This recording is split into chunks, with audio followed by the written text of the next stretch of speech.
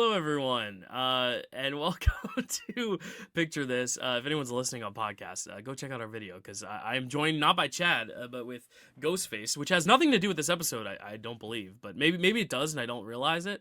Maybe there's a hidden message in one of these 5 movies, but I'm here on Picture This with Chad, who I believe is behind the Ghostface. Am I revealing a spoiler there?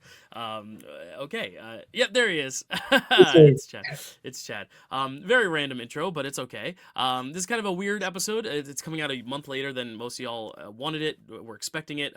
There was a huge snowstorm, which set me and Stacy back, and then Chad got sick, and then I went on vacation. So it was kind of like a hodgepodge of like this was the worst possible week to record. And I just said her name, so I might as well bring her on because I'm like looking at her in the backstage. You all know she's in the description of the video. Stacy's here. Hey, Stacy. Hello.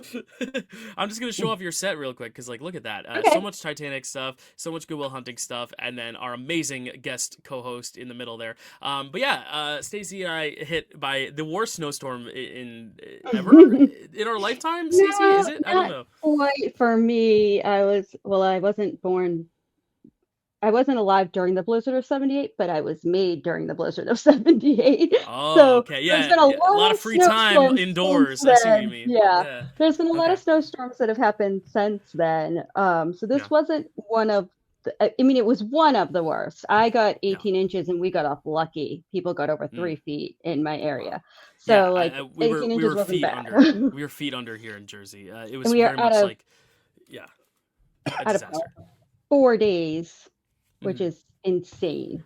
This Yeah. never happens to me. Yeah, and as people know, like you can't do a show like this without power, let alone like keep your mental sanity with no power either. I'm like, I wouldn't have expected you to do this by candlelight. We're not covering Barry Lyndon. We're covering 5 other movies. So maybe like if we had done 1975 via candlelight, it would have fit better. But Yeah. we're happy that we made this work and that we're all on here and that we're all talking about 5 films that were part of Chad's wish list. As everyone knows, we're doing our wish list this year where Chad and I picked 5 years each that we have been dying to do, dying to cover, wanting to be represented after so much time. I did 1969 last month. It was really cool.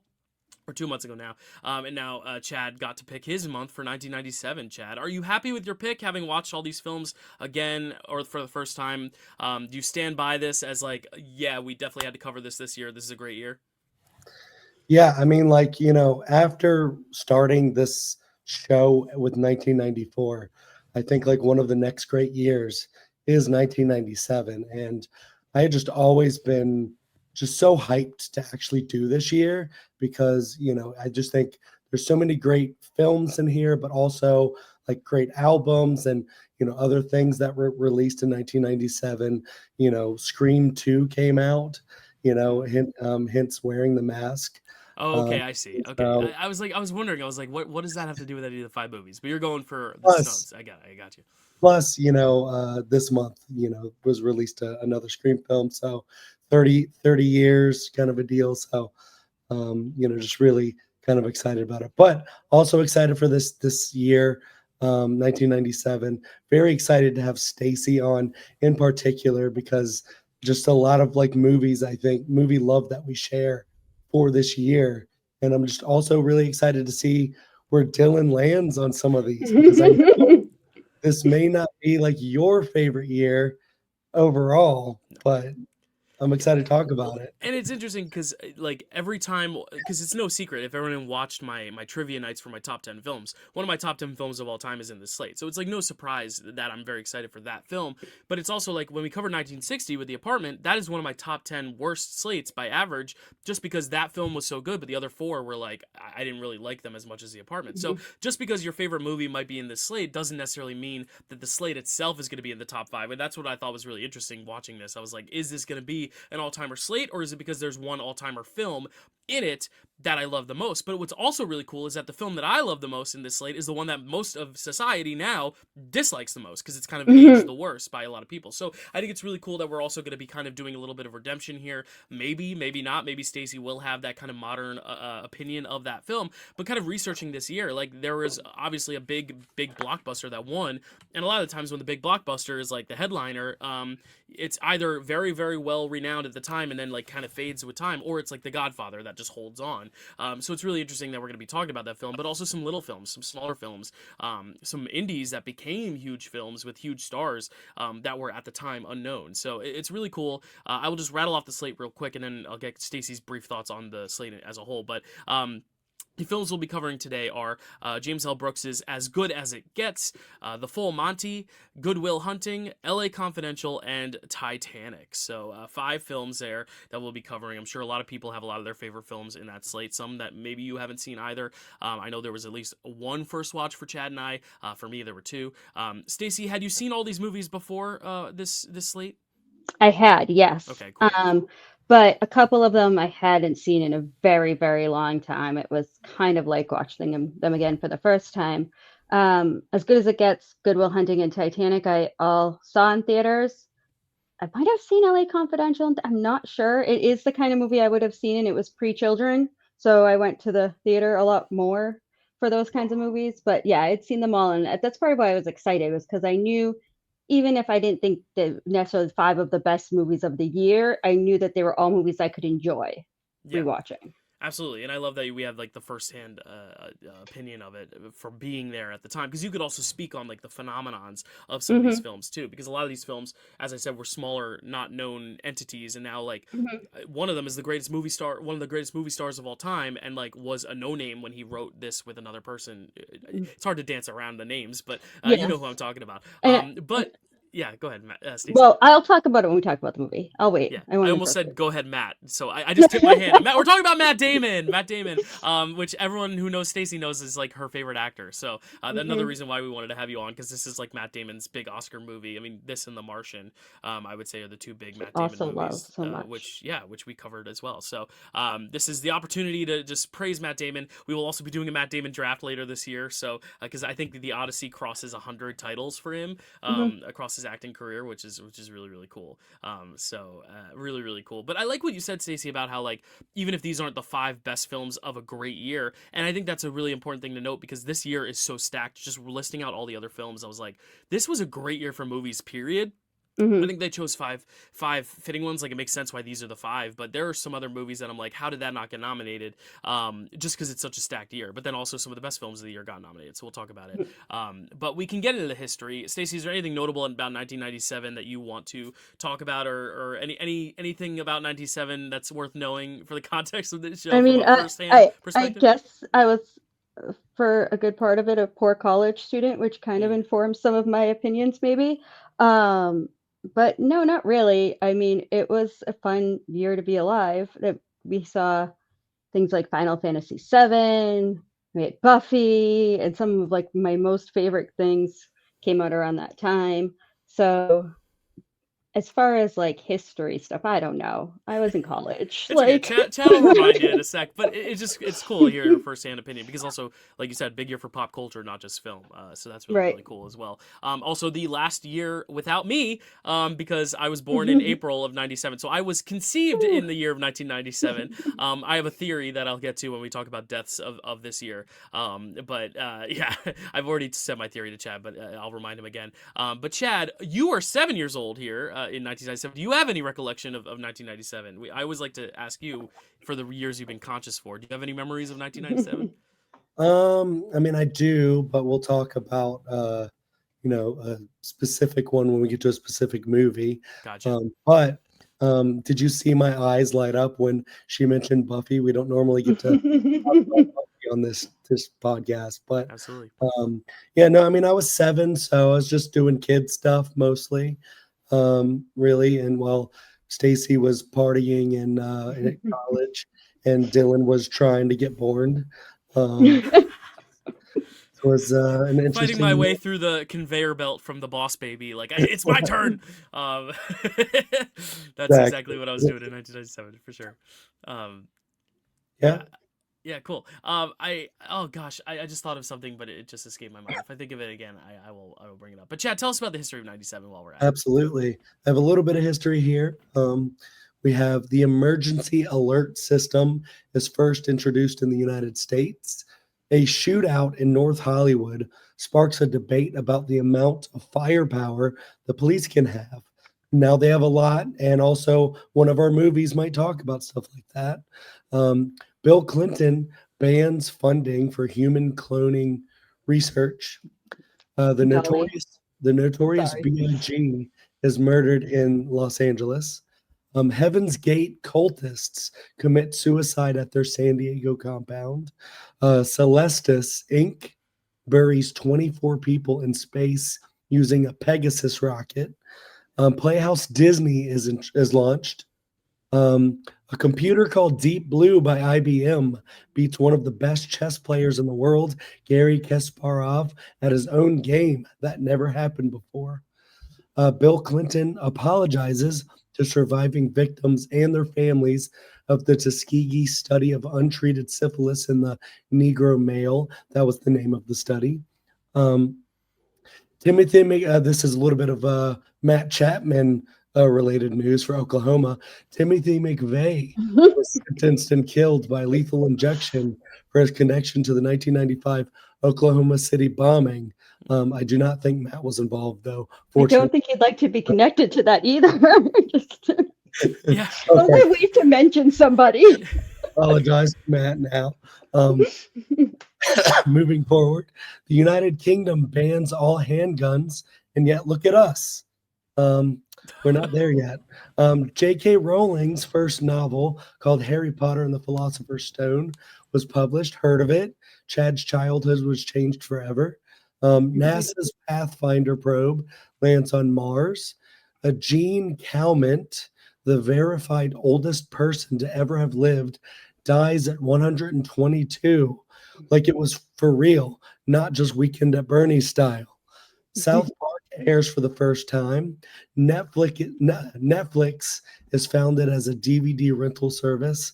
Princess Diana is taken to a hospital after a car accident and is pronounced dead. The first color photograph appears on the cover of the New York Times. I guess they were keeping it old school before 1997. Microsoft releases Windows 98 Beta 3. Over 700 children in Japan suffer photosensitive epilepsy attacks after watching an episode of Pokemon. That's how good it was. And Titanic is released in theaters, and it never left. That's true. You can go see it right now.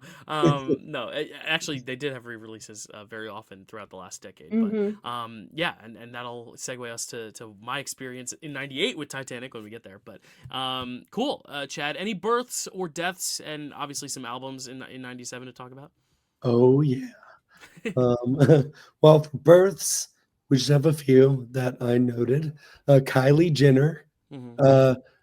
Oscar-nominated Jacob Elordi, Mm. Sydney Sweeney, Jake Paul, Simone Biles, Chloe Grace Moretz, and Malala Yousafzai. Some Nice. winners in there, and some maybe not so much. Early. I was gonna say One we're not so we're much. 14 minutes in, and I've already mentioned Scream 7, J.K. Rowling, and Jake Paul. So we've probably lost some viewers already, but it's okay.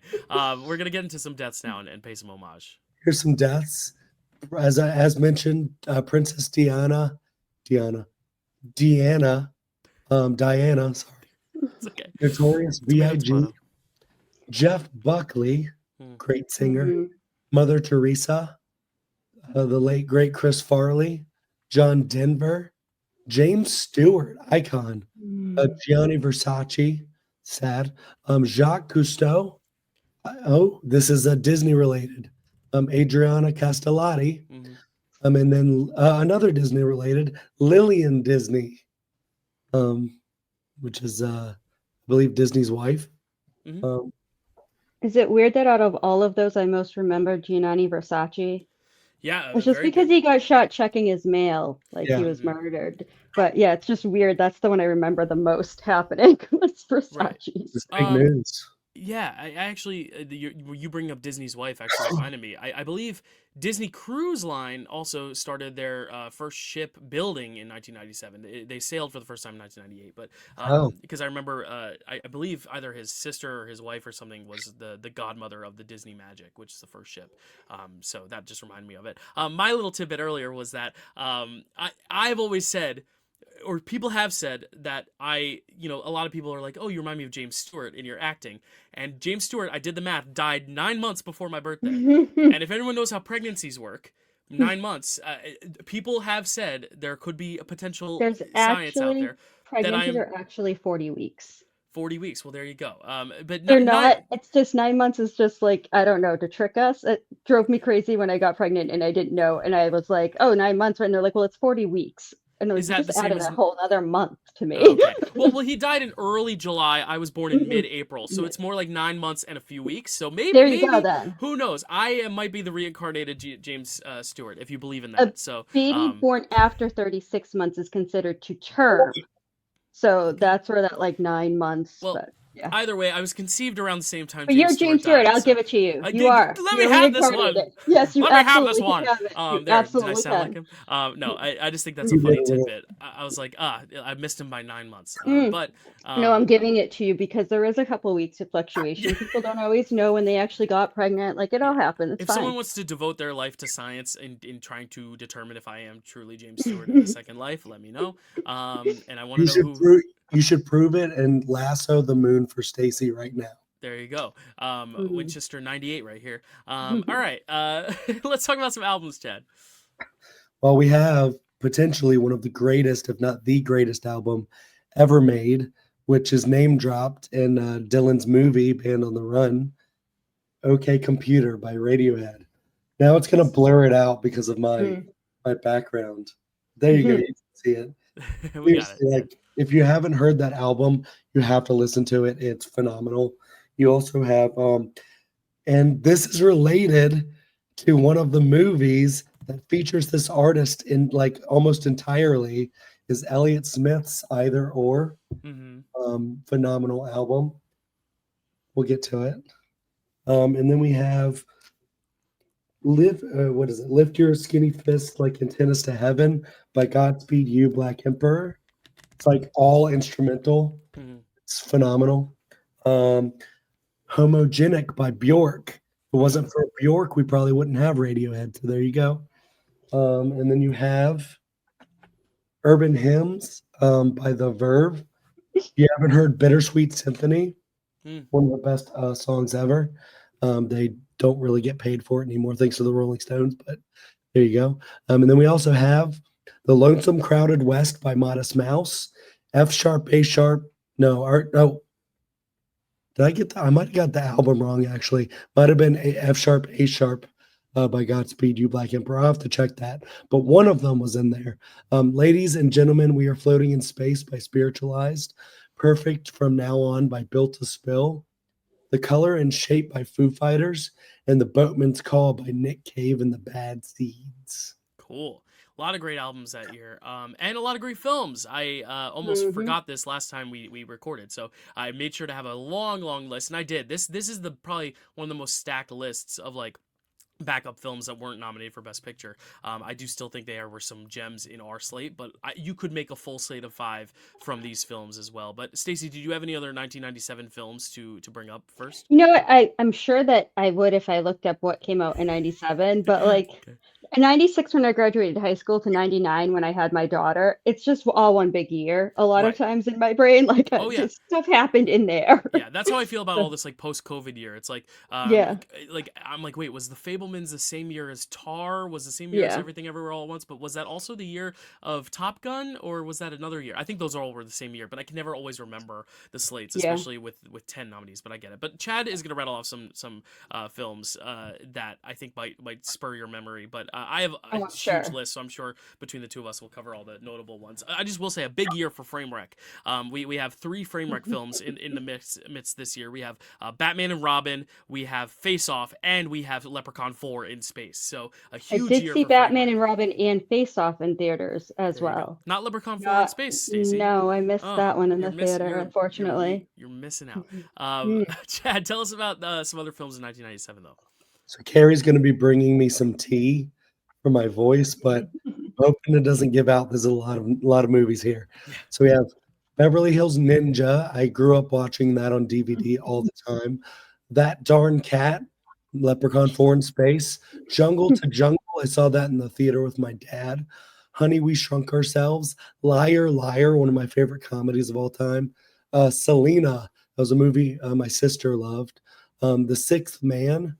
Okay, this one came out, and then I was like, wait, a kid can be a Power Ranger? Turbo, a Power Rangers movie. Chasing Amy, Anaconda, Gross Point Blank, Stephen King's The Shining. I guess that was a clap back at Kubrick. It was a TV miniseries. Yeah. Well, I guess I glued it as a movie. I don't know. Austin Powers, International Man of Mystery. Warriors of Virtue. I watched that all the time on VHS. If you don't know what that is, look it up. The Lost World, Jurassic Park. Gone Fishing, Con Air. Hercules, Batman and Robin. Men in Black, A Simple Wish. George of the Jungle. Nothing to Lose. Air Force One. Good Burger, Air Bud, Event Horizon, Steel, Leave It to Beaver, Mimic, Money Talks, In and Out, Wishmaster. Ooh, this actually might be, I'll save this one for Best Picture hopeful. Rocket Man, Bean, I Know What You Did Last Summer, Gattaca, Eve's Bayou, Starship Troopers, Anastasia, Mortal Kombat Annihilation, Alien Resurrection, Flubber, and Home Alone 3. And here are my Best Picture worthies. Boogie Nights, that's the one that I didn't put in there, but I was like, on second thought, let's throw that in there. Waiting for Guffman, Lost Highway. It may be a frame rack, but I put Face Off in there. Scream 2, Jackie Brown. And if you haven't seen this one, very underrated, The Sweet Hereafter. Wow. Yeah, so many great films. Actually, Paul Thomas Anderson, who we'll talk about next episode a lot, released 2 films in 1997. 2 of his first films, Hard 8, was also released in 1997. So you had Hard 8 and Boogie Nights, a real 1-2 punch. It was released in festivals in 96, but it got a theatrical release in 97. So huge that he had both of those. Yeah, Stacy. I think it might have been the first John Grisham novel to be adapted. It wasn't his first novel. Might have been the second, but The Rainmaker, starring one and only Matt Damon, directed by Francis Ford Coppola, also came out that year. Yes, I was about to bring that up too, because a lot of big movies from like directors that are like heavily talked about, but these aren't like the heavy hitters in their filmography. But like In The Game by Fincher. The Game by David Fincher. I have The Ice Storm by Ang Lee, which is usually Ang Lee's number one, if not Brokeback Mountain. The Rainmaker, which, as I said, like after The Godfathers and Apocalypse Now, is usually also talked about as one of Francis Ford Coppola's best. Amistad, I don't know if Chad mentioned Amistad. That's a Spielberg joint. Also a great year for Spielberg, doing Lost World and Amistad in the same year. And then Scorsese made Kundun that year, which is kind of the most underrated Scorsese film as well. So many amazing films. Contact, I don't know if we mentioned. I like also Contact. Came out 1997. Just an insane year. Underworld started. I've never seen those movies, but that's another one that I love Underworld movies. Yeah, they're not all good, but I love them anyway. Such a big year, such a great year, and yeah, you could definitely make like a ranking or a slate of like 5 films on their own from the snubs. You could definitely like put like Eve's Bayou, Boogie Nights, The Game, The Ice Storm, and like Jackie Brown in its own like best picture slate, and we wouldn't be like, oh, this is a weird slate. Like it would make total sense. But there's so many great movies. Yes, Chad. Quick fact check. I think that's a different Underworld because the franchise one started in 2003. Okay, well, a movie called Underworld, I wrote down, did come out somewhere between Con Air and Austin Powers, and I wrote it down, and you know what, I haven't seen those movies, so it makes a lot of sense. I saw so many of those in the theater, not Underworld, those two, but like the ones in 97. Yeah, let me give some love to Underworld 1997. It is a neo-noir starring Dennis Leary and Joe Mantegna, and Annabella Sciorra and Larry Bishop. It's a looks like a crime neo-noir action comedy. So there you go, everyone. Underworld, go check it out. But I believe we have to now just get into the Oscars themselves. Not a lot of crazy like scandals or any crazy moments really happen in the Oscars. Obviously, the most iconic moment that people remember is James Cameron getting up there and being like, "I'm king of the world," and everyone immediately hated his guts after that. But I think it's freaking funny as hell. But Titanic tied Ben-Hur for the most Academy Awards in Oscar history with 11. It also became the first film to win Best Picture without a screenwriting nomination, which is huge. The Sound of Music was the last film before this to do it. Very rarely do you see a film win Best Picture without a screenplay nomination. It's just very unheard of territory there. Jack Nicholson became the fourth person to win 3 acting awards. Nicholson and Helen Hunt both won for As Good as It Gets, which is the last time a film won actor and actress. Other films would win like actor and supporting or supporting and lead. But this is the first time or last time that Nicholson and Hunt won the lead categories in the same year. And this was also the first time that 2 actresses were nominated for playing the same character in the same year, which is Gloria Stewart and Kate Winslet both playing Rose. This is the first time this has happened where both actresses played the same character in the same year. I don't remember if it's happened again. Obviously, we saw Robert De Niro get nominated for the same role that Marlon Brando played in The Godfather, but that was 2 different years. I don't know if there's another year, at least that I can think of, where an older and younger version of the same character was in the same movie, played by 2 characters, and got nominated. I will have to fact check that, but it might be the last time and only time that's happened, which is a pretty cool stat amongst many other cool stats. But do we have any other thoughts on the Oscars? I did pull up, actually, let me get my chart. I didn't even download it, but the precursors. It was pretty clear that Titanic was the favorite to win. I'm gonna get my chart real quick. I'm just gonna share my screen because I didn't. There we go. All right, this may not show, but it's okay. There we go. All right, there we go. Sorry, it was an impromptu. I had to do this. But yeah, it looks like Titanic was the favorite. It had won the PGA and the Golden Globe. But The Full Monty won the BAFTA, but that's a little bit weird just because it is such a British film that made a lot of sense. It's kind of like that movie I Swear winning Best Actor this year. It's just kind of like a very British thing that isn't going to really repeat. LA Confidential made a little bit of a stir with Critics' Choice, but all in the end of the day, Titanic winning Golden Globe and PGA was really what set it over the edge. I mean, PGA, it was up against almost all the other films. Golden Globe, it was up against Good Will Hunting and LA Confidential. As Good as It Gets also won the Globe, but it was very clear based on the BAFTA snubs that Good Will Hunting and As Good as It Gets weren't going to be the biggest contenders. It was really Titanic versus LA Confidential, and Titanic just had a few more awards under its belt. So people were predicting Titanic was also still, as Chad said, still playing in theaters, and it was still a huge hit in theaters. So there was really no stopping Titanic. It came out at the perfect moment, kind of the perfect steam of success. So there you go.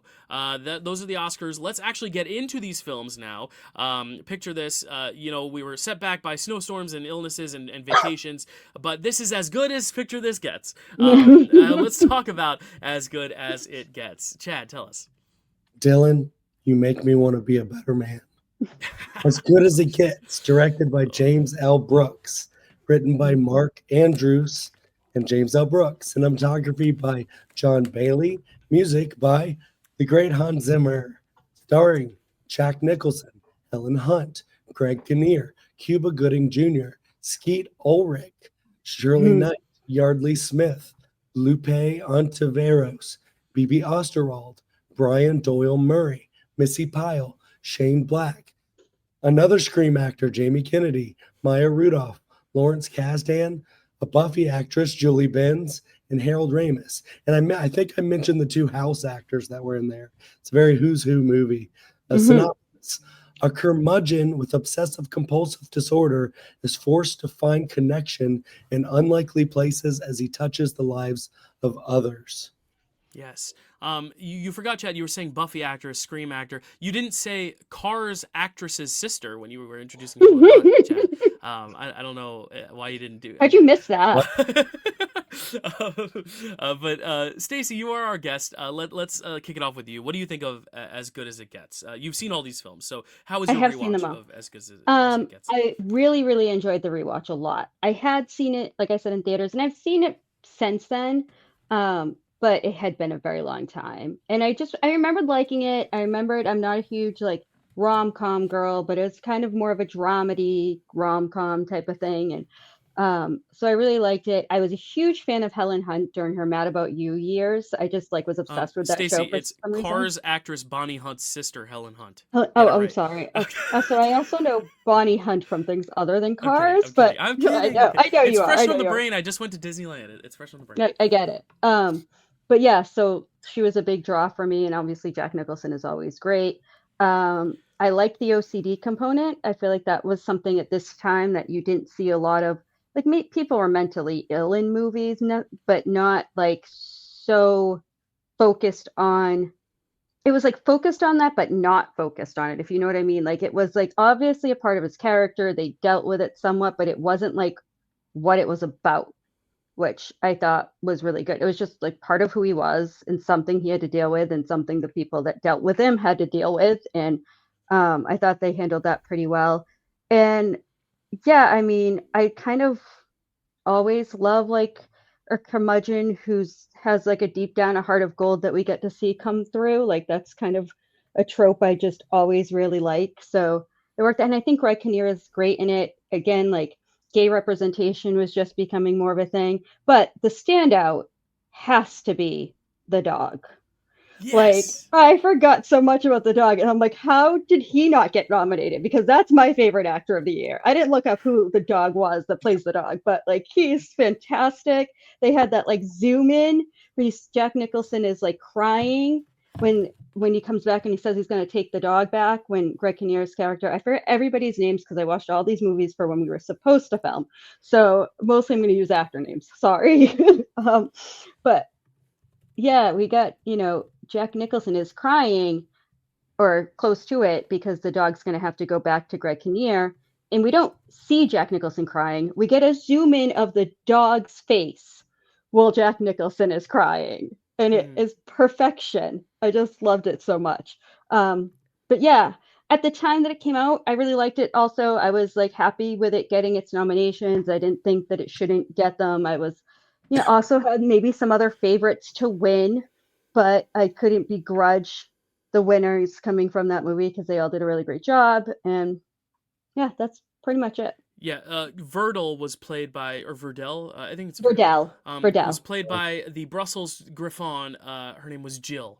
Jill, she played Verdell. Okay, well, that's my best actress. There you Okay, go. I'm going to give that away now. She is I'm eligible. giving it away. Listen, when we had Matt on to do 1995, I, for a split second, thought he was going to choose the pig from Babe as the actor. Well, my other picks are going to go, so I'm like... Right. Well, he picked a voice actor for Babe. I thought he was going to actually pick the animal actor. Pig. So, I will say, it is on the table. It's not necessarily There's no rule against it. I toyed around with picking Uggy the dog for the artist when we covered 2011. It's just George Clooney in flip flops was irresistible. So I do think though, like there is a world where you could take the dog, and honestly, I think I've seen a version of this movie where it's about like the curmudgeon and the dog, and that came out this year. It's called The Friend with Naomi Watts.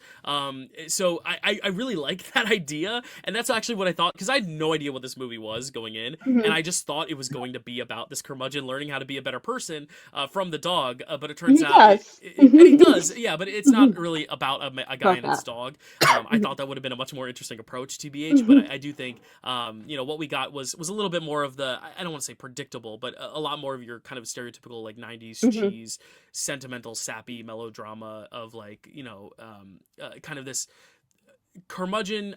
You said heart of gold. I don't necessarily know if that's the case, but it was like a chewy center in there under the hard shell. Right. It's more what it was. Yeah. But yeah, it's like these other people around him, these lost souls, kind of like coming together because of him, but also changing him. It's a different movie than I expected it to be, especially when it did take the romantic pivot. I didn't even know it was like a romantic comedy at the start. And I'll talk about my thoughts on that in a sec. But Chad, I want to know what you think of as good as it gets, because this was not a first watch for you. You had seen this one as well, right? Yeah, this is a film that my dad really likes. So I remembered him watching it a little bit here, there. And then like I watched it before and really liked it. And I liked it just as much, if not more this time. I just think it's just a really great, like you guys called it, like kind of romantic comedy, but drama, but also comedy in there. It's got like kind of all of that. And I think it does it really well. I don't know if I've seen like a ton of James L. Brooks, not Albert Brooks, right? No. James L. Brooks movies, but I really like this one. I like that it is a guy who's very challenged, in how he has to operate because of, having his disorder. It's something that I struggle with, not in like a, as severe kind of, manner, but he's also a very hard to like person. He's throwing out, racial slurs and, being actually very ugly to a lot of people, based on race and ethnicity and religion and just anything, just because he doesn't like people and he doesn't want people near him. And, until he is challenged, like he literally has Cuba Gooding Jr. saying, "You're watching this dog because, Oh yeah. you are negative in so many people's lives and we need someone and you're doing this right now. I don't give a shit because you need to be challenged." And then you have this woman who really doesn't like challenge him directly, but does because, he finds that he like really likes her. And, I just love the journey that they go on. Like they literally go on like a car trip and, kind of, find themselves. And even Greg Kinnear's character gets changed and how he re-experiences life. And, he has a hate crime, not a hate crime really, because they're robbing him. So it's not because he's gay that they, beat him up, but it's like, kind of feels a little, upsetting to see like, a gay person get beat up in such a brutal way in the movie. But, I love the representation there. And I love how his character finds his, art, not in like this fancy way, but in this life experience of being with this woman who doesn't think a lot about herself. And she just kind of like feels like she's drowning a little bit because her son is, really sick. And as a parent, I can kind of feel that, like if, my son was going through something like that, like how my life would kind of feel like destroyed in a way. And then she gets to kind of, get help with that. And then like have people, who love her just for being her and stuff. And that performance is just phenomenal. And, all the performances in this movie are just really so good. And I don't know, I just love all of the connections in the movie. And I just think it's like one of like the great like screenplays. So Hmm. just really good. Interesting. Yeah, I appreciate hearing your takes on it, and both of you said it got better with rewatch. So I'm hoping that's what happens with me because I would never turn a movie off. It's our job. It's our job to watch a movie and to critique it as it is, and that's why I stayed through it. But this is a type of movie where like, if I had the option of just like tapping out, I probably would have, just because it just I don't know. Really? It was just so like, I don't know. It had like this kind of Cloying? fake kind of sappiness to it that I just don't really Cloying. I don't really love. Yeah. Is that what? Yeah, that's what that means. But Yeah. yeah, it just seemed a little too like sweet, sticky, sappy for me, given the context of what it is. Because like I do think there's something to be said about a guy who's like, because of his disorder, he doesn't know how to function, doesn't know how to like communicate properly with the world around him, interact with the world around him. But I also think, we as an audience are meant to, because it's Jack Nicholson and we love Jack Nicholson, and because he's the protagonist, we kind of have to forgive some of the things he does. And I Mhm. don't think the movie holds him as accountable for it. And I think it honestly rewards him. I think the biggest pivot that I really disagree with is the romance, because I think Yeah, this I didn't movie like could the have been more romance aspect. satisfying had, the resolution been, okay, you've changed as a person and now you have this friendship and now you actually know how to communicate with people, interact with people, Hmm. while also handling this OCD thing. I think that would have been a more like fitting ending. But I feel like they go the extra mile in being like, because of your change and because you did this one good deed and because you got these people out of their shell, now you're being rewarded with, you get the hot lady to sleep with you, and you get all this good fortune to you. And I just think it's a little hard for me to get on board and kind of empathize with someone who is so bigoted just because, oh, it's okay, he has a disability and he's Jack Nicholson and the movie's so feel good and it's a Hmm. comedy, so it's fine. It's fine. He's not that bad. He's just an old grump. And I think for me, I'm not the biggest fan of that just genre as a In general. total general in general. Yes, that's a perfect word for it. In general, yeah, I just don't love stories like that where it's like, oh, but that's Gets the a free tone of the pass. movie. That's Yeah. yeah. It's like he gets a free pass. For it makes a lot of excuses for why he is the way it is. And yes, I think it's cool that the characters change him, and it is a cool character study. But then at the end, to like reward him and go the further mile, and even then, she's like, "I couldn't love you because of this, this, and this." And I thought that was a really bold ending. I was like, okay, it's bold Mhm. that she's like, no, she's setting the boundaries. She's like, listen, you grew a lot, but like I don't. I still think there's a lot of things you can work on, and I just don't think this is gonna work romantically. And then at the very end, they're like, "Oh, we need that sappy Hollywood ending, so we're gonna have her run back to him, and he's gonna run back to her, and they're gonna have a relationship." And like, I do like how understated the ending is. It's not this big sweeping like kiss in the Mhm. rain. It's them taking a walk at like 5 a.m. because that's when the bakery opens. I actually like that little detail, but I Mhm. do just think it's a little. It doesn't always click with what we've been setting up the whole way through. Like for me, I I, just didn't feel like I was able to jump on board with Jack Nicholson's change that quick to the point of being like, oh yeah, they should end up together just because they're two lost souls and met each other and found each other. Sometimes that is the case, and sometimes it works well in a film. But for me, it was hard to be like, to excuse all the stuff I saw before simply because he has OCD and he's lonely and she's lonely and he did something nice for her kid. Like I think the movie would be a lot stronger if it didn't take the romantic pivot and it showed that he could change without the ulterior motive, which some could draw from it. I didn't necessarily draw from this, but like the ulterior motive of, oh, it's just because he wants to get in her pants at the end, which is not the case, yeah. but it is Yeah. also kind of like it's having its cake and then eating it too, in my opinion. And I thought it was just the tone itself just felt a little overly sappy. And I think if we had actually seen this film strictly from like the POV of Helen Hunt or Greg Kinnear, I think it would have been stronger. But I think because Mhm. you are in the eyes and shoes of Jack Nicholson, there's already an added pressure to kind of try to find an excuse to relate with him and to sympathize with him and to like find him enjoyable. And because he's also Jack Nicholson and the title's as good as it gets, it's like you almost want to root for him just because it's a likable actor in the role too. And I think that's just like where I just couldn't connect from it with at the bat, and I struggled to connect with it as it went along. I understand exactly what it's doing and how it's doing it. It just that's not particularly what I enjoy, if that makes sense. Can I Yeah. say a few Oh yeah. things? Please. Yeah. And Agreeing that's the is thing. I've only like seen it once. I've only seen it once. So polarizing. Yeah. No, I agree a lot with the romance thing because I think at first he goes to get her because she's part of his routine and that's what matters, not her so much. Like, yes, he can handle her, she's okay. He's let her in as much as anybody, but it's the fact that she's missing from his routine that really kind of is a catalyst for a lot of what happens Yeah. after. It's not because he's already like in love with her supposedly, Right. but I think it would have been better if the ending focused more on the three of them as a found family Yeah. than on the romance aspect, because I do think that's where a lot of like what made me happy with where it went came from was just like the three of them as a found family. Greg Kinnear had bonded so much with Helen Hunt's character at that point as well on their road trip and everything. And I really liked that aspect of it. I do think a lot of the things that are now offensive that he says were funny at the time.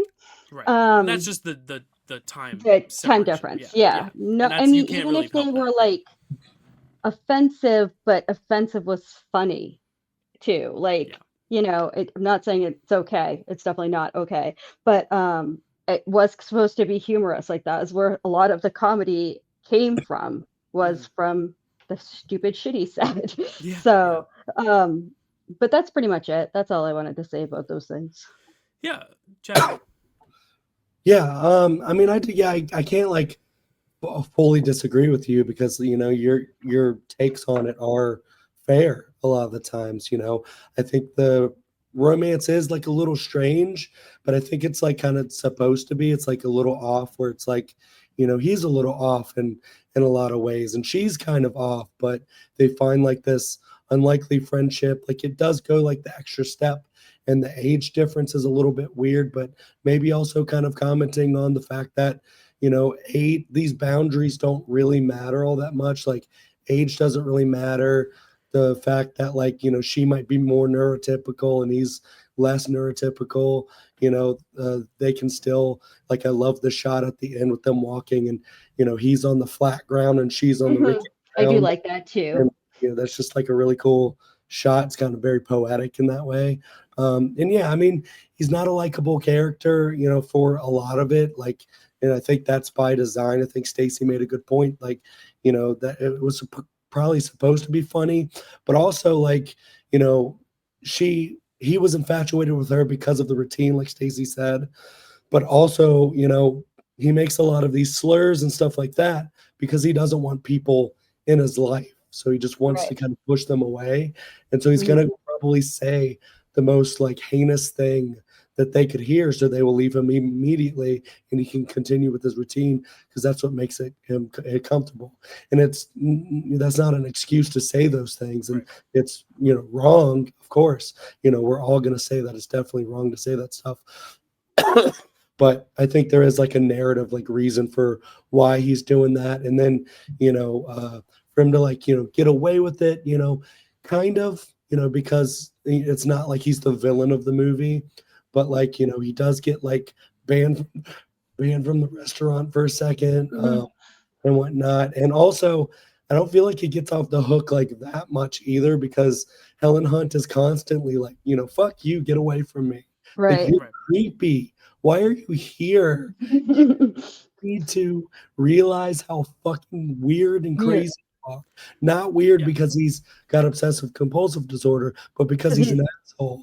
So, Right. He has a lot of audacity, Yeah. like showing up at her place and like making her go back to work or like paying, like he has a lot of audacity that is Yeah. just like she's such a strong character. just like And old white man, rich white man audacity. Well, yeah, It's just and kind that's the of thing. I think crazy. the film took a stronger stance in making that like an actual commentary and not just, well, it's a romantic comedy, so we have to still Mhm. keep it a little light. I think that's the thing. The film is just too light for a subject matter like that to tackle. Because Chad, you hit it nail on the head. It's just that's the reason I don't love it is because it's like, you know, because of all those things. It's not because you have OCD. It's because you're just an asshole. Asshole. And Yeah. I think that's the problem is that like, and Roger Ebert even said this in his review. I was watching the review. He says that Udall hurls racist, sexist, homophobic, and physical insults at everyone he meets, but because it's Nicholson, we let him. And I think that's the problem is that like there's just not it's just the objective circumstances of the film Yeah. being that like because it's Nicholson, because it's like a lighthearted James L. Brooks comedy, it's just the tone Hmm. doesn't necessarily fit with what I think the theme could be getting at in a stronger Right. approach. I think it's all about approach because that's the thing is like you Hmm. can make a film even where Jack Nicholson has anger issues. We saw it with Anger Management, which Management. Yeah. you know, I think it's a very interesting companion piece. I actually think this would make a really interesting double feature with that because I actually think Hmm. that deals with the anger management stuff even a little bit more thoughtfully in some parts, which is crazy to say about an Adam Sandler comedy and then like this film. But I do think at the end of the day, yeah, I think Helen Hunt's character is so much more interesting and much more of an easier pill to swallow that I Hmm. almost wish if the film was her story and this Yeah. is like a side character in her journey, I think it would have been a little bit more palatable. But because, as you said, it is dated, and because they're playing that for laughs, and because it's a lighthearted James L. Brooks comedy, it was harder for me to get on board with the change, especially when it took the pivot to, you know, romance, which I think is a little bit of getting it off the hook with it, you know, getting off a Hmm. little easy. But that's not to say that this is not enjoyable, especially because,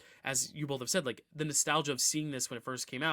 There are movies that I saw that are very similar. Green Book is a good example of someone who is a bigot who changes by the end, but a lot of people who don't like that movie say like it wasn't earned or, you know, it shouldn't be the black man's job to change the white man.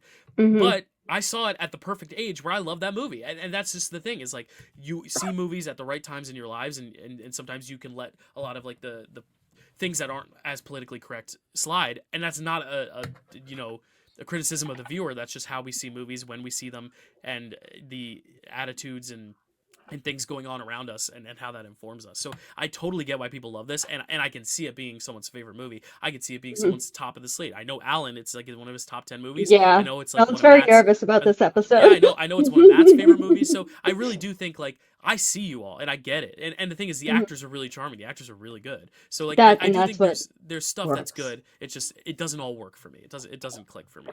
But okay. Mhm. I think you guys have definitely you've changed my sour tone on it a little bit.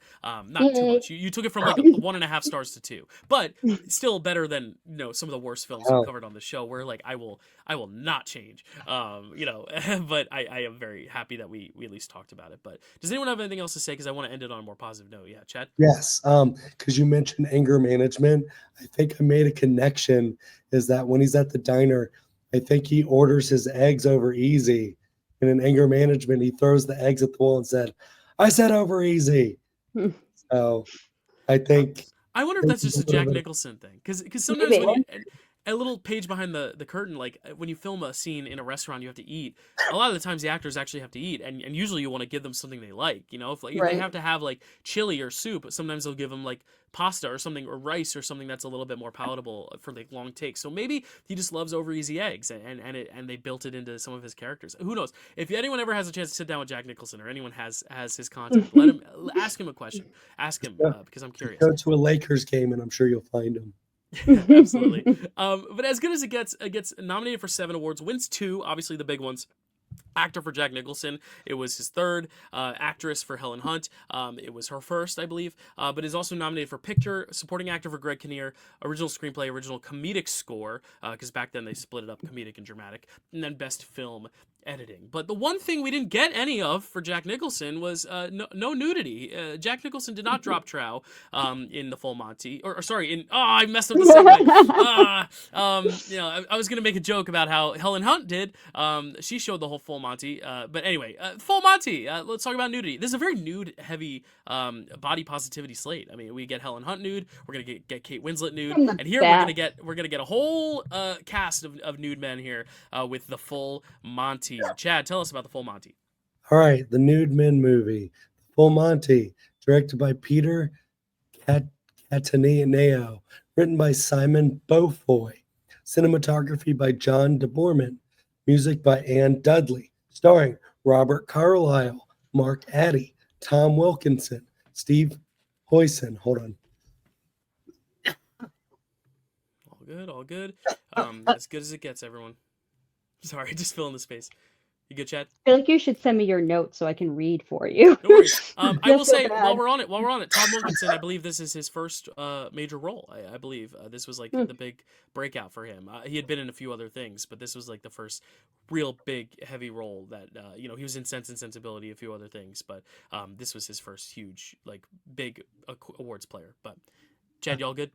Yep. Paul Barber, Hugo Spear, Leslie Sharp, Emily Wolfe, Dave Hill, Bruce Jones, William Snape, and Kate Rudder. Synopsis: out of work men in England decide to form a striptease act with the intention of bearing it all to make money and gain confidence, with one of them also trying to stay in his son's life. Cool. There you go. Yeah, the full Monty. This is one that actually Chad and I hadn't seen. This is probably the only one of the 5 that Chad, you hadn't seen. So I actually want to start with you, just because this is a fresh opinion here. Chad, we've been talking about doing the slate for a while, and this was the one that we were like, we're really excited to hear about it because we've heard great things. Obviously, we brought up Alan already for As Good as It Gets, but Alan, our resident British friend on the show, obviously has a fondness for this film as well, because it is a very British film. Chad, I'm gonna let you cough it out for a bit. I will. Do you want to start with this one, or are you good? Or Sure. Cool. Chad, what do you think of the full Monty? Yeah, I wasn't sure what to know about this, because I don't love movies that feature a ton of nudity or anything, but luckily this one isn't very XXX or anything like that. It really focuses on the story more than the actual striptease of the thing. The striptease bit doesn't come to the very end. Yeah, it's not Full Monty. It's just bums. Yeah, it's full, a movie called The Full Monty. We don't get the full Monty. The full booty. Right. I will say, if you want to see the full Monty, they did do a musical of it, and I believe in that musical they all actually flash the audience because from the audience perspective, they did get the full Monty. Right, because that's the thing. From behind, and that's kind of one of the things. It's like it's a little bit of false advertising. It's not, because it's not about that, but it is kind of like you go through this whole thing, and then it's like, oh, they finally take off their clothes, and it's this big last shot. And I think there are some people who are probably like, oh, you really took a cop out at the end, but not the worst creative choice, but it is definitely one that is very 90s, where I feel like nowadays they would have absolutely just done but Chad, continue. Sorry.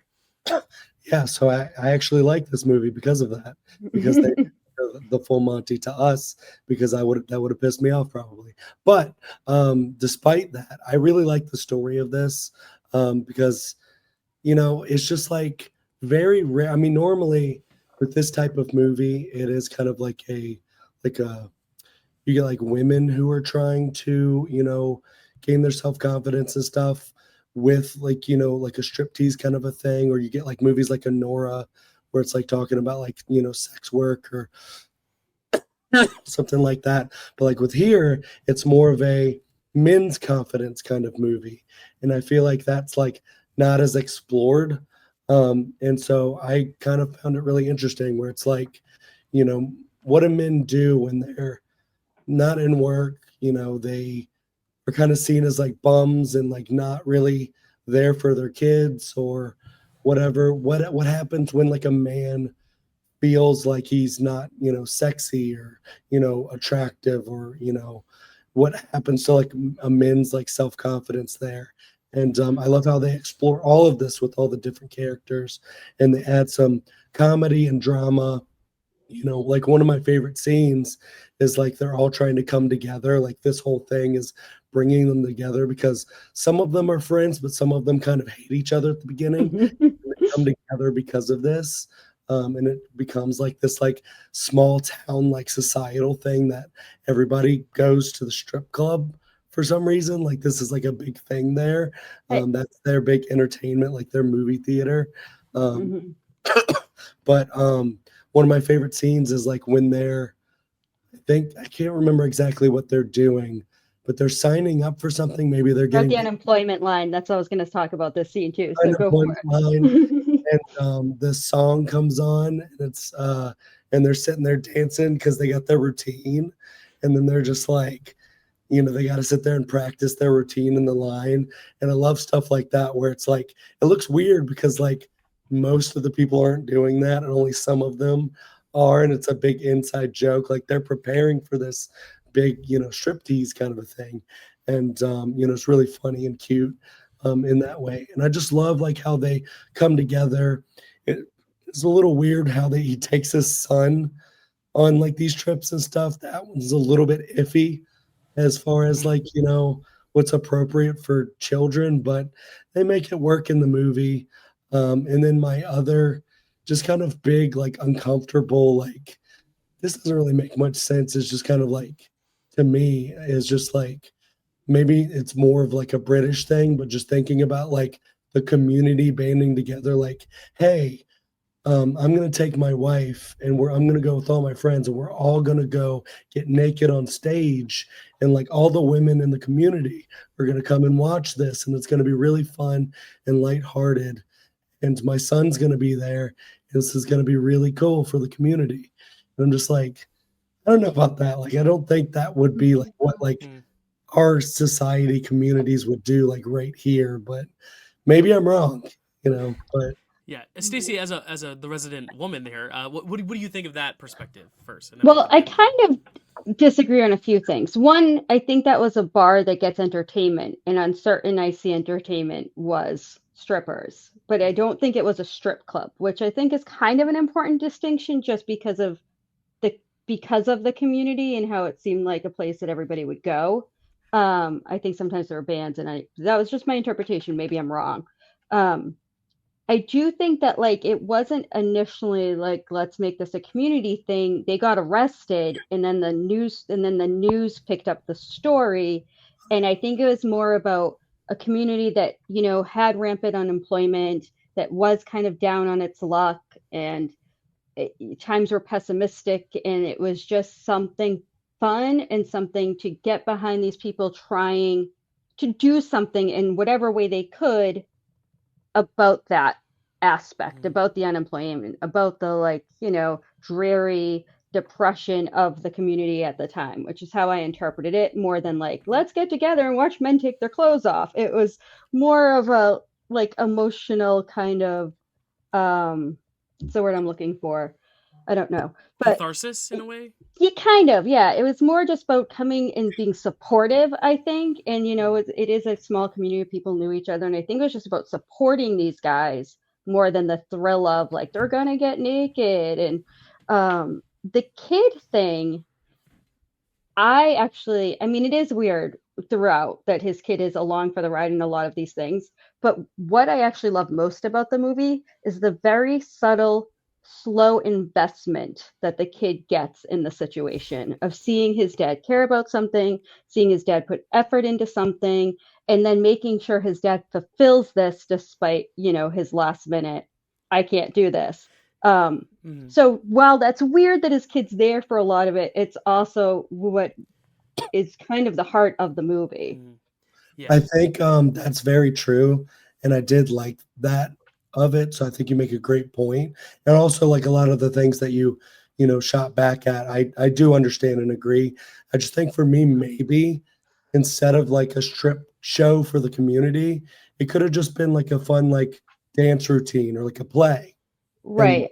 that would have I think meant a little bit more Mhm. than like just a big sexual thing, which for me, I It's mean, also, would be my comfort level of not thinking that that would be really appropriate. But well, I think at first they didn't expect the community to come. They just, Yeah. the other, like the Chippendale-ish, whatever they were called, type strippers were there, and they heard how much money they made, and they're like, we can take our clothes off to music. And Mhm. so and I don't think they were kind of horrified when the whole community found out and was like gonna be Mhm. there. So I think that Yeah. also, like, the motivation for it is different, you know? And it's just a commentary on like confidence and positive body image in general of just like, Right. you know what, we're feeling ourselves. This is the most free and liberated and like open and like expressive we've ever felt, and the most free form of expression is nudity. And I do think there's something like, I don't think it's sexual at all, because they never Oh, I kiss, don't think it was they never sexual. get erect, they never jerk each other off. It's fully just like embracing the human body in its fullest, purest form, which I think is also why you go around art museums, they're all naked statues. They're not clothed. Hmm. You know, I just think it's something with that. It's just I never took it in a sexual way. Because there's no romance, there's no, which I guess sexuality and romance is not the same thing, but like it was never, it never It's crossed the not line into, sexy. yeah, It's just, it's exactly, not exactly, sexy. exactly. Even their It's yeah, dance, while there's a little bit of like thrusting here and there, it's not a very right, sexy sexual dance you for a right, do, stripper. you do, however, have two of the guys who find each other in this group. right. Well, yeah, Hmm. and it can mean more than that, you know. And Hmm. what I love about the kid element too is that like I love films where the kid is almost like a mini adult, and not to say kids should grow up too fast, but like it reminds me of the Love Actually thing where he's talking about his dad. He's like, "Yeah, Dad, I'm in love. You know, she just doesn't feel the same way about me." And it's like this 10-year-old, and it's so stupid, but it's so endearing. I think it's the same thing there, where he's almost like a mini manager in a way. Like he talks Yeah. for them at times, especially when Yep. like the police are questioning things. He's like, "Yeah, my dad takes his clothes off." Like all this, it's like kind of it aids in the comedy in that way of like, Hmm. you know, this little kid is almost like a mini troop member. It's just obviously you're not gonna have him taking his clothes off. You know, that would I think No, he cross the does the line. music and stuff. So Like, he has Yeah, his yeah. role. It's just funny. It's like a mini manager in a way. I think Exactly. That's if it exactly was what he's like. like a daddy daycare age where it's like 3 or 4 years old, and the kid's like, "Daddy, what are all those things?" Like I think that would Yeah. have been a little bit like, okay, whatever. But like I think he's obviously conscious enough to understand what is going on, and have these adult discussions. And I think it also just comes down to the British of it all. This is a Hmm. British humor thing where I think they are a little bit more open, a little bit less fearing of certain taboos. But what I Hmm. really like about it is that it actually reminded me of another film, a Steven Soderbergh film, Magic Mike, which kind of accomplishes the same I stuff. love Magic It's never Mike. sexualized. I mean, it is in the fact that they're strippers and dancers, but like it's all about male positivity and male body image, and kind of men trying to find their own beauty and their own sense of friendship as well in a non-sexual way. And I think that's what the Full Monty hits on really well, is this found community and friendship of kind of like society pushing you down to your lowest, and like these are the norms, these are the conditions, these are the jobs, these are, you know, the ruts that you have to get yourself out of, and we find this common thing that just gives us joy. And I love celebrating joy, and just from a first-hand perspective, you know, not to say that female joy is not amazing as well, but like celebrating male joy is something that I always love to Hmm. see, because a lot of the times in society, in film, men are supposed to be more closed off, they're supposed to be a little bit stricter. You know, men aren't supposed to cry, you know, like certain Yeah. elements of like gender norms that I don't love. And as a feminist, I love the idea of like men also embracing their sexuality, and being able to just like strip all their worries away as a metaphor, you know, and just being able to just like expose themselves and be like, here I am, and this is as free as I feel, and I'm doing this with all my friends, and we're having a good time, we're having fun, and people are laughing, and you know, we're making just a fun moment. And I think that's what Magic Mike hits on. I think if I had seen this before Magic Mike, I would have liked this more. I think because I've already just kind of seen it already in two Magic Mike movies, because the sequel is even better in how it celebrates, you know, male joy. And you know, I just think this is something that I've seen, like I've seen these themes before, so it wasn't necessarily surprising. I knew where it was going. going the whole time, but it was very entertaining. And I think that's the thing, is like when you have a heavy hitter slate with like heavy dramas and genre films, 3-hour love epics, and I think it's harder for this film to kind of stand amongst some of the others just because of what it is by nature. It kind of reminds me of when Chad and I did Four Weddings and a Funeral amongst like Forrest Gump, Shawshank, Pulp Fiction, and Quiz Show. It's like, how do you compare like this small little cute little rom-com with all these other films? But I actually think there's a place for this, especially if you're watching this, all 5 of these movies together as like one big slate. I think there's something so beautiful about having a film that's like this, that is so different from most Best Picture nominees. Like, a film like this would probably never get nominated nowadays, but because this just kind of tickled the right itch, satisfied the right crowd at the time, it's really cool that a movie like this could get nominated. Because again, like until Honora, we really don't have sex work being championed in a positive light as a Best Picture nominee, let alone winner. And before that, I think this is the next closest thing. And even then, this is just like a silly little tale of all these men coming together and finding a joy in doing something as a team, more so than it is about like, celebrating sexuality. So I do think it's just cool that this exists, though, and it's cool that it is celebrated as much as it is. And honestly, I don't even know if I would have sought it out had it not been for this show. So I'm really happy to discover it, even though I don't think it's the best version of what it is out there. I think it opened the door for more positive stories for men to just get a little bit more vulnerable and talk about some things that were ultimately not as embraced with society, which I think is really beautiful. So I think it has a beautiful sentiment for sure. Yeah, I mean, I think you've sold me a little bit more on like why this had to be kind of like more of a striptease, because like the metaphor of like the freeing nature of it. That's a good point. And like somewhere in my subconscious when I was watching that, I got that too. But my comfortability level is just a little bit different sometimes. And but that's also why I think that I love that they didn't decide to sexualize it more, like you're saying, like they didn't, make it more sexual, and they didn't, actually show anything. And I think, well, almost anything.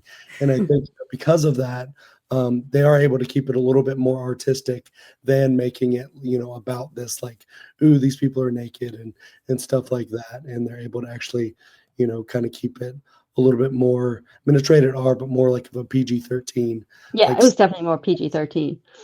Whereas I think like if they would have gone like full, like today's time, like 2020's full Monty, it would have been, just kind of like really perverse in my opinion. But that's just kind of like where I fall and stuff like that. But yeah, I'm interested to see what we talk about in 3 films from now, when we get the inverse of that. But we'll talk about that when we get there. But which film? Titanic. But we'll talk about that when we get there. Yeah, gotcha. Because that's the opposite of this, and I'm interested to have that conversation too. But Sort continue, of. Chad. Sorry. No, that's okay. The one part that the one character, well, I connected with the guy and his son a lot because I have a son and stuff. So like thinking about like if I was ever not with Carrie, and like I was trying to connect, with my son, like how hard that would be. So any story that's kind of like that, like a man trying to connect with his son, is just like really gets to me. But then also, yeah, like the guy who was a little bit on the heavier side Mark as Addy. his best friend. And Yeah. just like had just had so much like body issues, like so self-conscious about it. And I just love like the scenes between like him and his wife where he's just like, people would never look at me like they would like, this person or that person and stuff. And she's like, I want to see you take your clothes off and stuff like that. And I just thought that was like really special, because I hate to see when people can't, be kind to themselves. So I like the fact that he was able to gain his confidence. So yeah, there's a lot to like about this movie. And, no matter what your comfort level is with like, strip teases and stuff, I think you can enjoy it regardless, because it doesn't, it doesn't go the full Monty, even though they. Yeah. Stacy, any other thoughts on Full Monty? I just want to say, like, and I know I try to keep it positive, I did think it was weird that they didn't have a ton of rehearsal time. They rehearsed this one song the whole movie and then performed a different song. That just kind of bothered that part of my brain a little bit. I was like, I just didn't understand it. And I wanted to see the routine because we never really saw the full routine they were rehearsing either. So I was looking forward to that. It's But a That's little great. that's like a little bit of a nitpick. And I was surprised to see this. Like when I rewatched it, especially, I was really surprised it was nominated for Best Picture. I definitely think it's like fun, and I agree it's good that like stuff like that could get nominated. But I do think there were a lot of like those movies that we listed that maybe deserve the spot a little bit more. Yeah. I But could I I could definitely mean, see that. I'm glad I rewatched it. Yeah, and I will say there's actually I didn't realize this until right now. Hulu FX released a follow-up sequel series 3 years ago, starring Yeah. Robert Carlyle, Mark Addy, Hugo Spear, Paul Barber, Wow. Steve Hewison, Paul Clayton, and Tom Wilkinson in his last role before he passed away. Wow. So there's actually a sequel follow-up series on I do love Mark Hulu and Addy Disney too. Plus. So So go check that out if you like the full Monty. If you want to see more, maybe they will actually give you what they promised by its title. We'll see. But Full Monty, very celebrated year or film that year. It only got 4 nominations for the Oscars, but still huge that it cracked into the Best Picture 5. Got nominated for 100%. Picture, Director for Peter Cataneo, and Original Screenplay, and then it won for Best Original Comedic Score. So this beat As Good as It Gets for comedic score. A lot of soul searching in these movies that we've seen so far. A lot of hunting for their goodwill, if you will. A lot of character studies. Let us talk about goodwill hunting, though. The most goodwill hunted of all also means a second meaning because he's a good boy. Goodwill hunting, Will Hunting, he's a good one. I love that double meaning of a title. We'll talk about it in a sec. But Chad, tell us about Goodwill Hunting. I would love to. Goodwill Hunting, directed by Gus Van Sant, written by Ben Affleck and Matt Damon. I still can't believe that. Cinematography by Jean-Yves Escoffier. Music by Danny Elfman. Starring Robin Williams, Matt Damon, Ben Affleck, Stellan Skarsgård, Minnie Driver, Casey Affleck, and Cole Hauser. Synopsis. A young man from South Boston is a secret genius who is confronted by a jealous professor, a compassionate therapist, and the love of his life to not waste his rare gift. Yeah.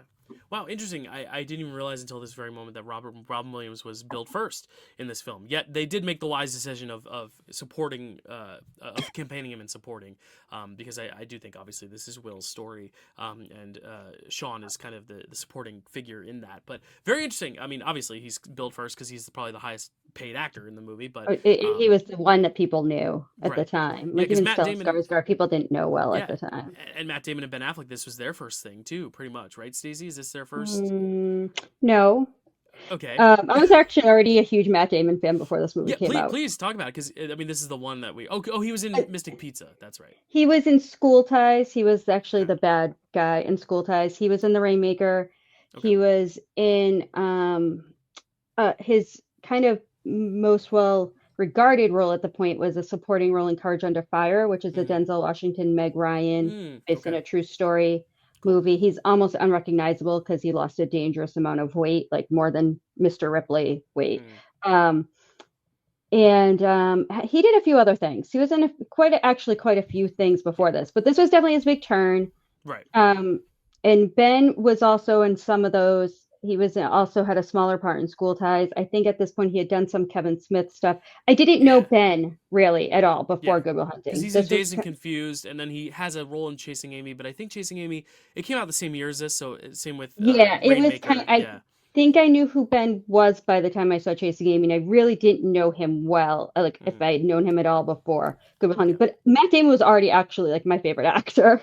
Cool. So Stacey, tell us about Good Will Hunting then, because I mean, we obviously had you on because you wanted to be on this episode for many reasons, but one of the main reasons I think Chad and I were like, oh, obviously she wants to be on this episode is because this is Matt Damon's big, as you said, big turn. It was definitely his breakout role. Yeah, but I mean, what do you think of this? For the world. What do you think of this? Having seen it when you saw it the first time and then rewatching it now, yeah, you've probably seen this a bunch. I've seen it a lot of times. I love this movie. I love it so much.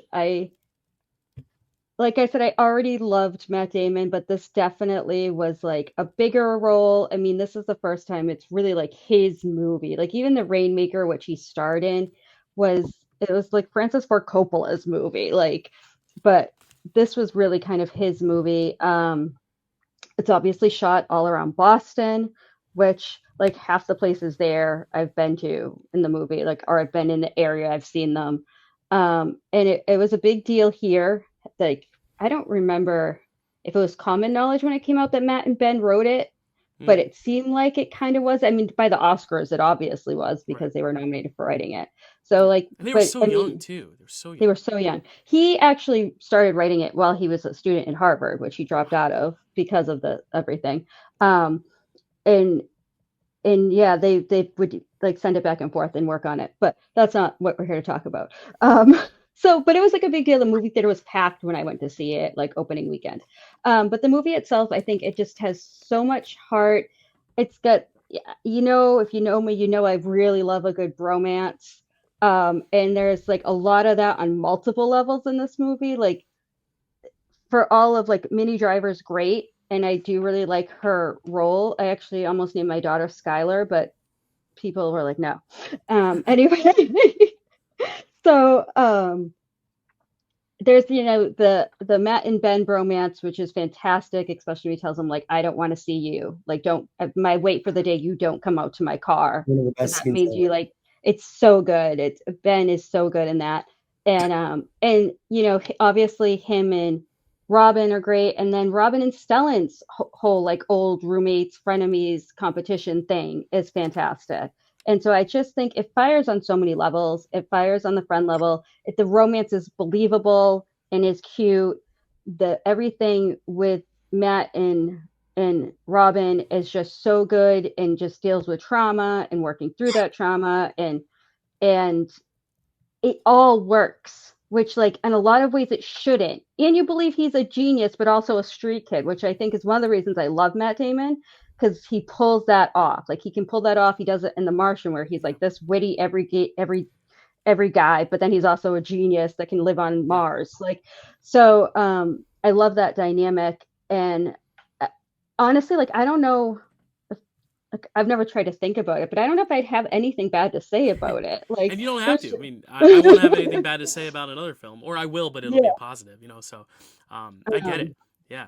some of the humor is a little crude and dated now, but I mean, it's still probably how guys that age might talk Right. anyway. Like, Yeah. um, Well, I think in terms of crude humor, like there's one movie here that takes place way, way, way before, but like a lot of these movies are of the time, and I think sometimes you have to just kind of excuse that. Or if you're gonna hold like for me, as good as it gets, if you're gonna hold that accountable, you also gotta hold this accountable. But like right, then judge them for their other merits that aren't just right. this. But even then, I think again they're kids, so it's a little bit They're more college age. Yeah, right. there are a Yeah, bunch of guys that are college age yeah. hanging out with their friends Right. talking. Yeah, and not to go back to the as good as it gets thing, but it's more acceptable, I think, for college kids to be talking stupid nonsense than like, an older Right, man who has had the time, to learn. exactly. But yeah, I think this is just such a cool like underdog story from a filmmaking perspective because obviously Hmm. it took a while to try to get made, and then there was like a question of if they were going to be able to even be in it themselves. Yeah, they didn't And want them to then star in it. yeah, they didn't want to be stars in it, or they didn't want them to be stars in it, but then Yeah. one of the studios took a risk and took a gamble and let them be part of it.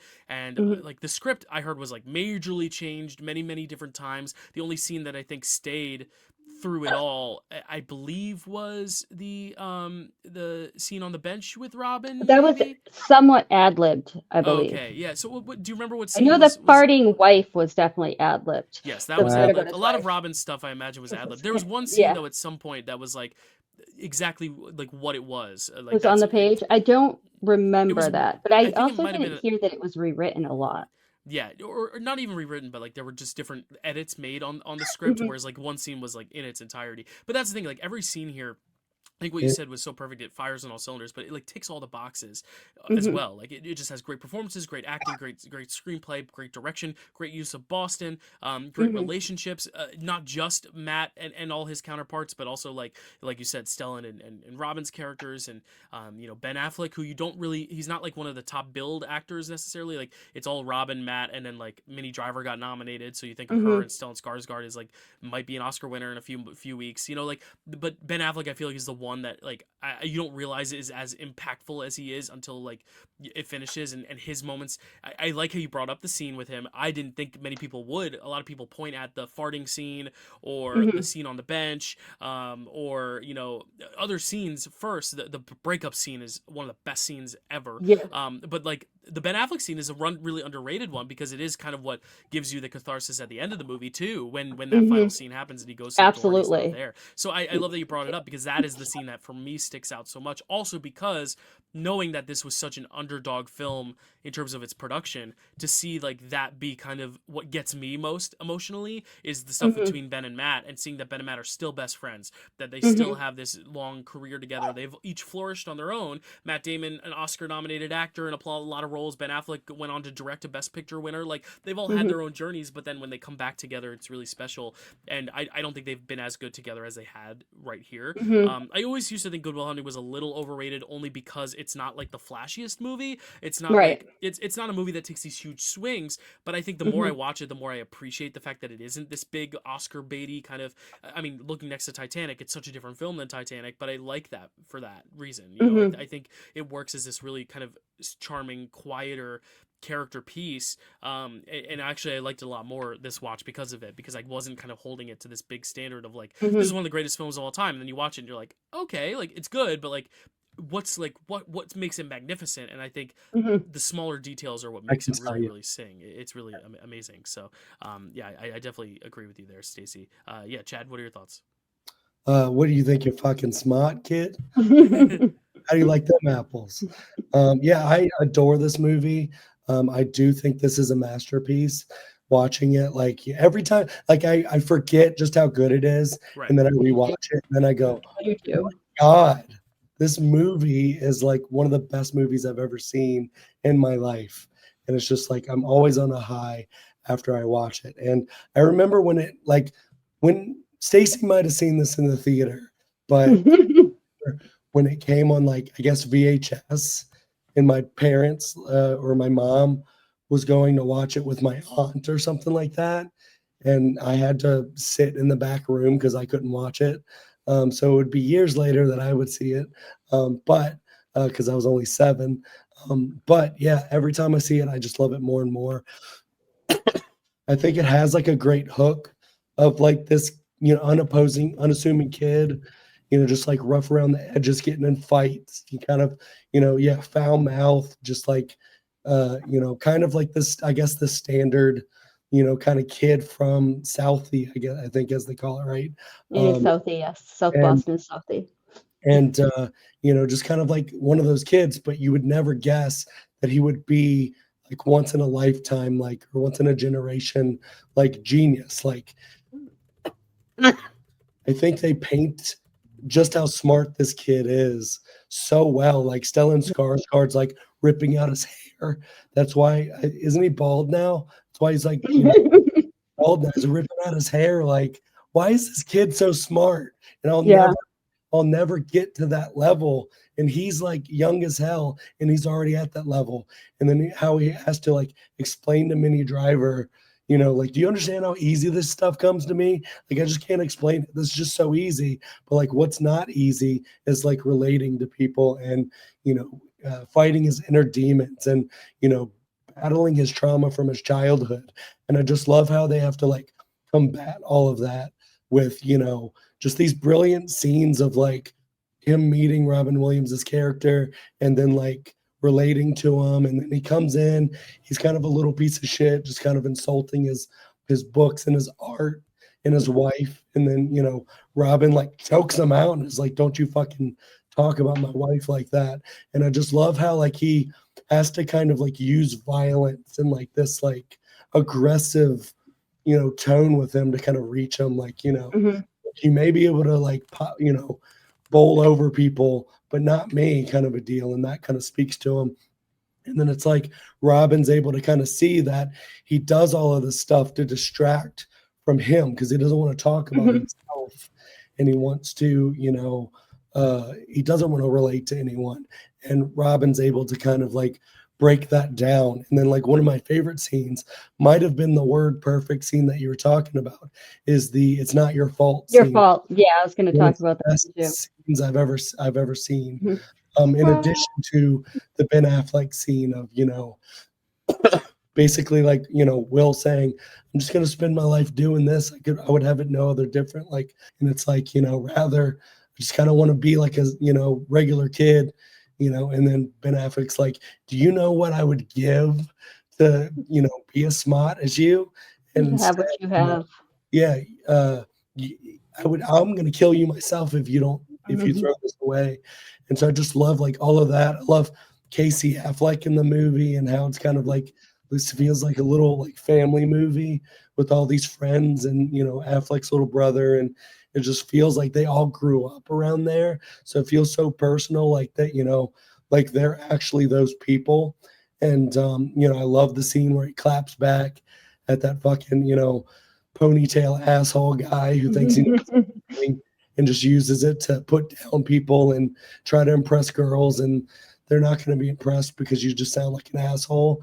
Um, so all of these comes together just to like make this movie just, so watchable, so emotional, like it really just like touches you and just like really, you know, uh you feel the change for the character. And it is a really great like character study in that way, and kind of like this unexplored, like who else out there is, that smart and like just kind of doesn't really think much of themselves because they ended up in a bad family situation, and were never really able to kind of explore it and stuff like that. And just I don't know, it's just one of the best movies ever. And I love how they wrote this movie, like they two young kids just wrote this movie together, Mhm.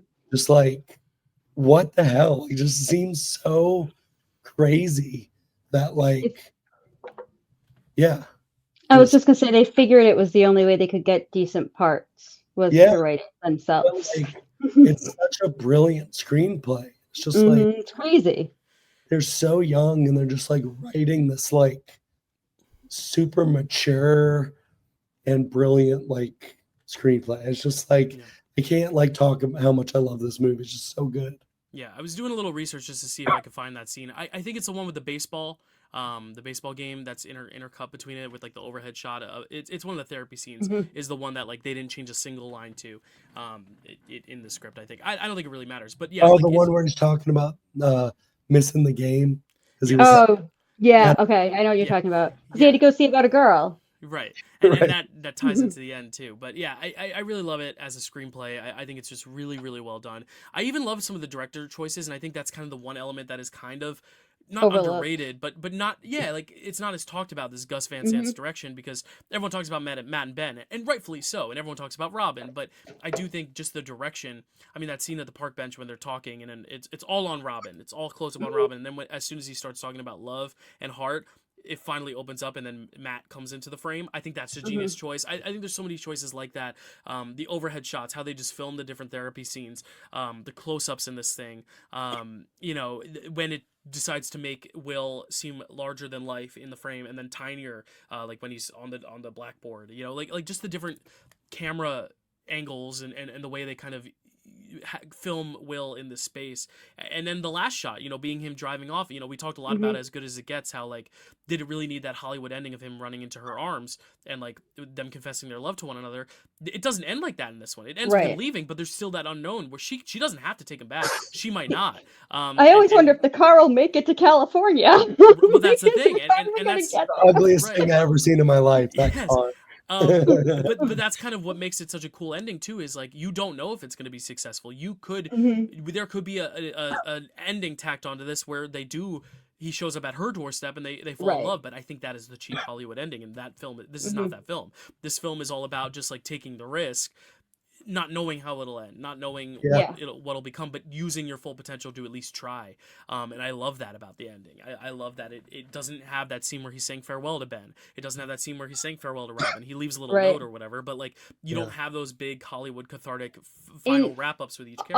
also, like on that, I think that would be against character. He's not the guy that's going to go have that big going away scene. He's the guy who's going to leave you a little note that shows his appreciation or not be there, like you said, and Right. just, be gone. Like that's so much more in line with his character than any of like the Yeah. Hollywood ending type of things. Yeah, and I love that like the final moment you see of Minnie's character is it's a negative. It's them breaking up, Mhm. and I think that scene is so underrated too, because that is one Mhm. of the realest, most emotional Tell me you moments. And don't I think love it's, me. in my opinion, they're Ugh, both of their best acting. yeah, You know, and he says so it, and heartbreaking. you believe it, but also understand that he's probably not telling the truth because he Right. has too much pride. He doesn't want to admit it.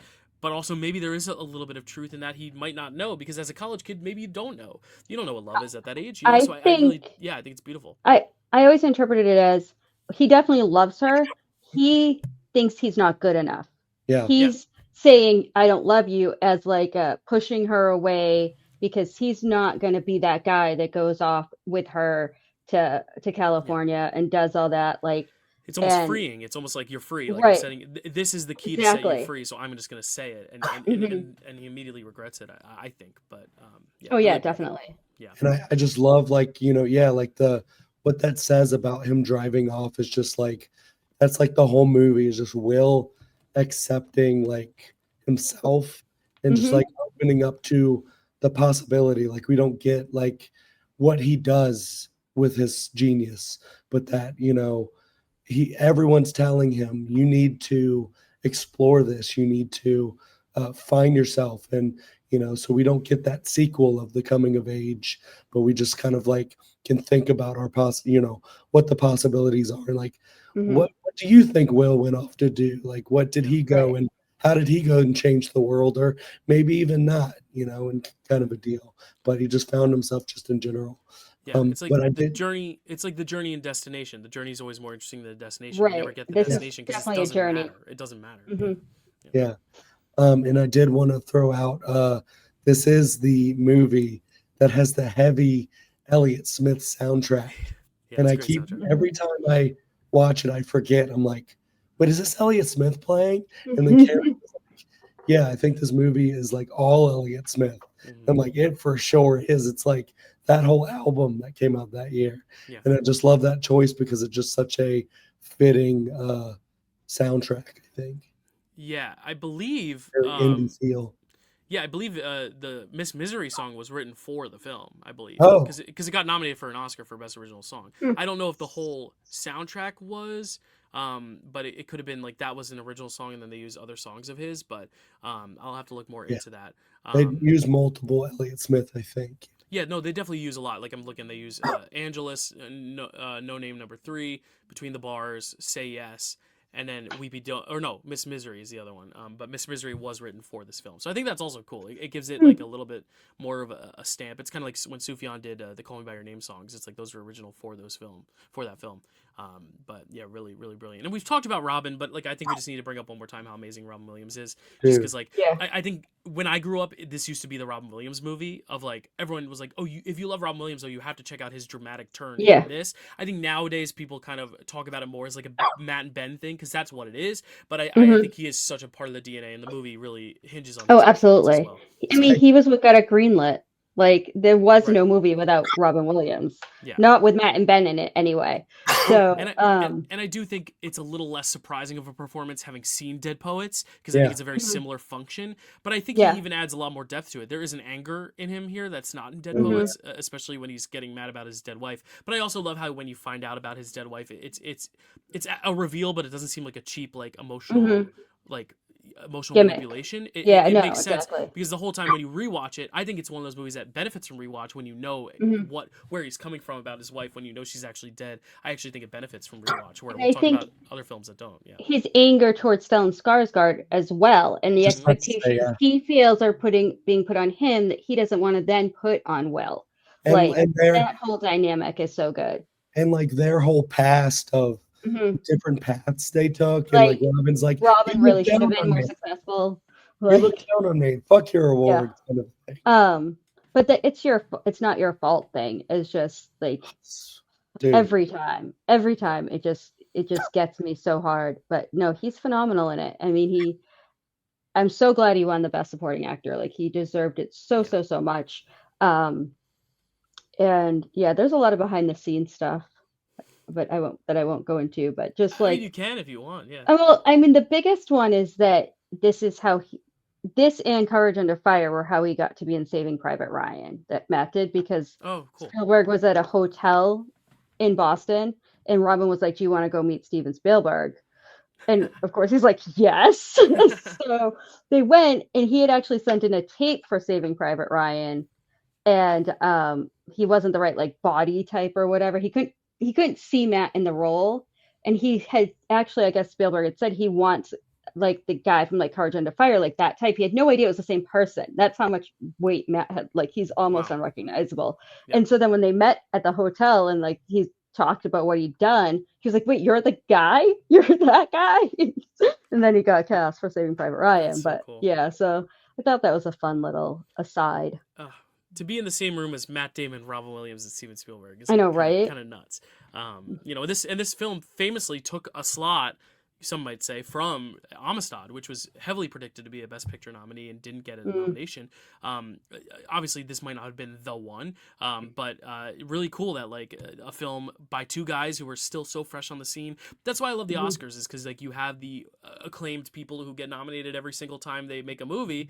Nowadays, those are your Nolans, your Spielbergs, your I'm blanking, Guillermo del Toro's, but like you also have the people who like make their first film and just make a breakout hit, which I also love, and that's why I love the Oscars as a way of kind of propping up new voices, especially in like the short film categories. But sometimes you get these big above the line, showings on your first real go, like especially in terms of screenplay. Like this is their first big prestige picture they're making, and they hit it on the first go. And I think it's why Ben Affleck's film wins an Academy Award 15 years later for Argo. It's why Matt Damon has several nominations after. I think there's a reason why, their careers took off so much because of this. It's because it's a really good debut, and not because they just wanted something fresh. It's because it actually earned it. It was a really good film. Yeah. Chad, any other thoughts on Good Will Hunting? I mean, I could go on, but Yeah, I think we could talk about it all night. So I mean, we'll talk about at least a few elements probably later as well. So it's like one of those movies that's just like the movie. Like it's just so good that you're just like, and I don't know, it's just like one of those.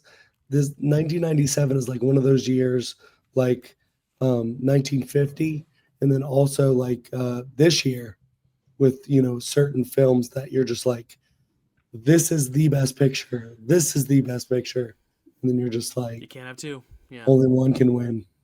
Yeah, and that's when it's like when we talk about our rankings and like the film that does win, it's like, well, that film just feels like just a bigger production, but like that doesn't necessarily always have to qualify an Oscar win. I have a very big internal debate about these two movies and which Yeah. is better and why, and I go back and forth, and so we'll talk about it all. There's certain things that this Like- film does way better than that film, and then certain things that right. film does way better than I this. put So the above the line and the below the line aspects, right, because yeah, one is firing in all cylinders below the line. Yeah.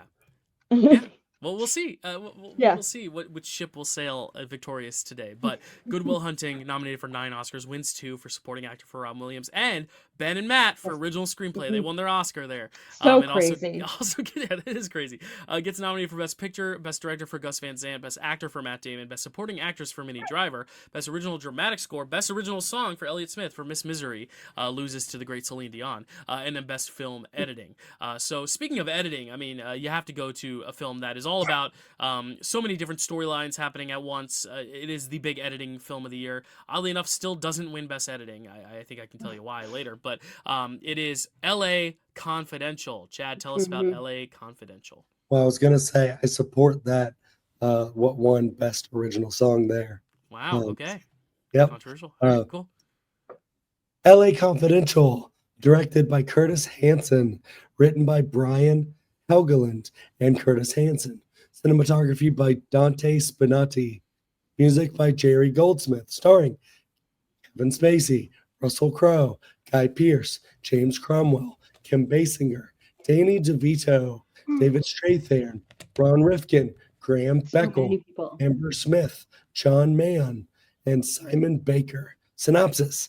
Tensions are high in the Los Angeles Police Department while corruption is unveiled and officers struggle to find the right way to be good cops. Based on L.A. Confidential by James Elroy. Yes. L.A. Confidential. I will start with this one because I let Stacy start with Good Will Hunting. I let her start with As Good as It Gets. I let Chad start with The Full Monty. I want to open with this one because I have confidentially. What's the word I'm looking for? I have not so shyly been very open about my opinion for this film, being that I always thought this one was super overrated. I was always like, you know what, this film, everyone just jerks off to this one. Everyone loves this film so much. Everyone just can't get enough of this movie, and it wasn't because of the Kevin Spacey of it all. It wasn't because of the Russell Crowe of it all. Like, it wasn't any of that. I do like Russell Crowe as an actor, as a person. I know a lot of people were turned off on him with his recent films, but no, like I did not dislike this film because of it. I just was kind of like, it's a lot. It's just a lot of movie. Like, it's a lot going on, a lot of characters, a lot of editing, a lot of screenplay. That, like, I was always like, I think people just assume because it has a lot of it, it's a great movie. But then I also felt very hypocritical because the movie we're about to talk about afterwards is like one of the literal biggest, bloatiest movies of all time. So I was kind of like, you know what? I need to just kind of take a chill pill, judge this on its own merits, and I do stand by a lot of my opinion, but also I do like a lot of it better than I did before. I think thematically, it's one of the most interesting films I've seen of this slate, of any slate. I love what it has to say as a character piece and as a piece of, you know, anti-police or not anti-police, but like more police corruption, you know, putting a magnifying glass to police corruption in a time where I feel like that wasn't getting as discussed. And then after 9/11, it really wasn't getting discussed. It was, you know, they were heroes in all the films. Not until now, I think, post like COVID BLM, are you getting a lot more of this like critical police filmmaking, and it was cool to see a movie like that in the 90s. So I think it's really, really cool. I do think it's still a lot going on, and I think it's one of those films that, like, you could kind of sit down and just like kind of map out with like strings all the different threads and lines, and if you doze off for a second, if you look away for a second, if you go to the bathroom, like, this is a movie that if you go to the bathroom in the theater and you come back, you're doomed. Like, don't even bother, you know. Like, it really does feel like that. It doesn't feel like there's a moment to breathe, which I think is a good thing and a bad thing at times. I actually watched this film in high school in a film studies class, and our whole goal, we watched this film for noir, and then like the whole lesson we had to do for it was like pitch the movie. We had to do like a pitch, a studio pitch of like, how do you pitch this movie? Because they were like, this is such a convoluted script. It is, and it's such a difficult book. Very Curtis Hanson. Yes, a very difficult book to adapt. So how do you pitch it to a studio and get it greenlit? And I did a whole breakdown of all the different characters, the plot threads. I had tape. I was doing the red lines. I was like, and this is connected to this, and then at the end, and then I did like the whole thing where I spun the blackboard around, and I was like, and it's this guy, it's Rollo Tomasi, and then at the end, another group got up and handed out cookies with dollar signs on them, and then put up the faces of, I believe it was which two stars were not no names. It was Kevin Spacey and like Kim Basinger, and was like dollar signs. It's like, look at all these box office receipts. This is your money maker, and they won because at the end of the day, it doesn't matter how good your story is. It doesn't matter how good your cast is. It matters that the movie's gonna make money, and I was just so butthurt that like I put so much effort into my presentation for my teacher to be like, here's a lesson, guys. It doesn't matter what the adaptation is. If it has bankable stars and a bankable concept, you're gonna make a lot of money. And it was a good lesson for me. I was like, wow, I put all that effort, but I had such like a vendetta against this film because I was like, fuck that. Like, I was like, this is like, I put so much effort into analyzing every single ounce of this film, only to be told it doesn't matter. Money speaks, which actually is a truth. But I think I was able to kind of separate that. But from doing that project, I was able to realize just how convoluted it is. But then reading the book, and I haven't read the book, but reading about the book, it's a miracle they were able to make something that made sense at all from that book. And I think that's another thing that I didn't take into account when I did that presentation, was like, it is such a convoluted movie in a good way, because it always keeps you guessing. The answers aren't there for you. It's a big mystery. But I do think the fact that they were able to adapt this book at all is a real feat. And the fact that they were able to be like, you know what, we're not going to do all these different plot threads. We're going to focus on character first and foremost.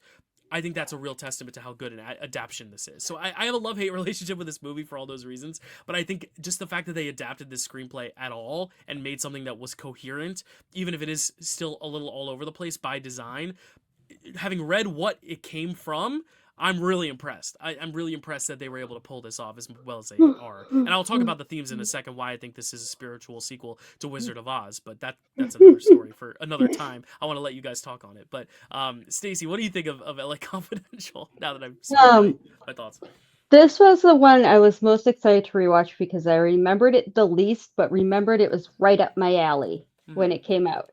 So I was very curious. I don't know if I've ever rewatched it until like now. I really liked it. It is convoluted. There is a lot going on. I thought Russell Crowe was like crazy young. I didn't know he'd ever been that young, and I thought he looked kind of like Ben McKenzie, but like that's a different thing. Yeah, I thought it, I don't even know. Like I liked a lot of it. I liked the whole storyline with the prostitutes, hookers, whatever you want to call them, that were made up like famous movie stars. I thought that was a really interesting, different thing. I don't know if that ever happened. I wouldn't be surprised if it did. Not really, but at the same time, I don't think it did. I felt like we know by now. Um, and I don't even know at the end who was responsible for everything. Like I did when I watched it, but that was before a power outage and everything else happened. It's been a crazy few weeks since I Mhm. watched it. So I'm trying to like wrap my brain around a lot of what happened because it is so convoluted. I think the performances were really good. I do think Danny DeVito also was pretty well known at the time. Mhm. Um, obviously the first time I watched this, I didn't know who Guy Pearce or Russell Crowe were, and I Yeah. thought they were both really good. Um, but yeah, I think other than like the performances was pretty much like my main takeaway. And I did like it when I was watching it. Like I did like the story and the characters while I was watching it, but I don't remember it well. Like it's so much that my brain's just kind of like, okay, well we're done with that now. We're gonna put it over here. That's fair. It is so dense, and I think convoluted is the wrong word because I mean it is by design. It's supposed to be convoluted because Right. you need to figure out the mystery as it unfolds because that's the whole point. You're trying to unravel Mhm. it. It's convoluted. You're trying to See, unravel. But I do think yeah, like what was the word you just said went into my mind. Not messy, but not dense. it was Um, just I don't remember what I said. you said a word that I I'm was like so that's the word. It's not convoluted. It's I don't know. It's It just might a pop in. lot.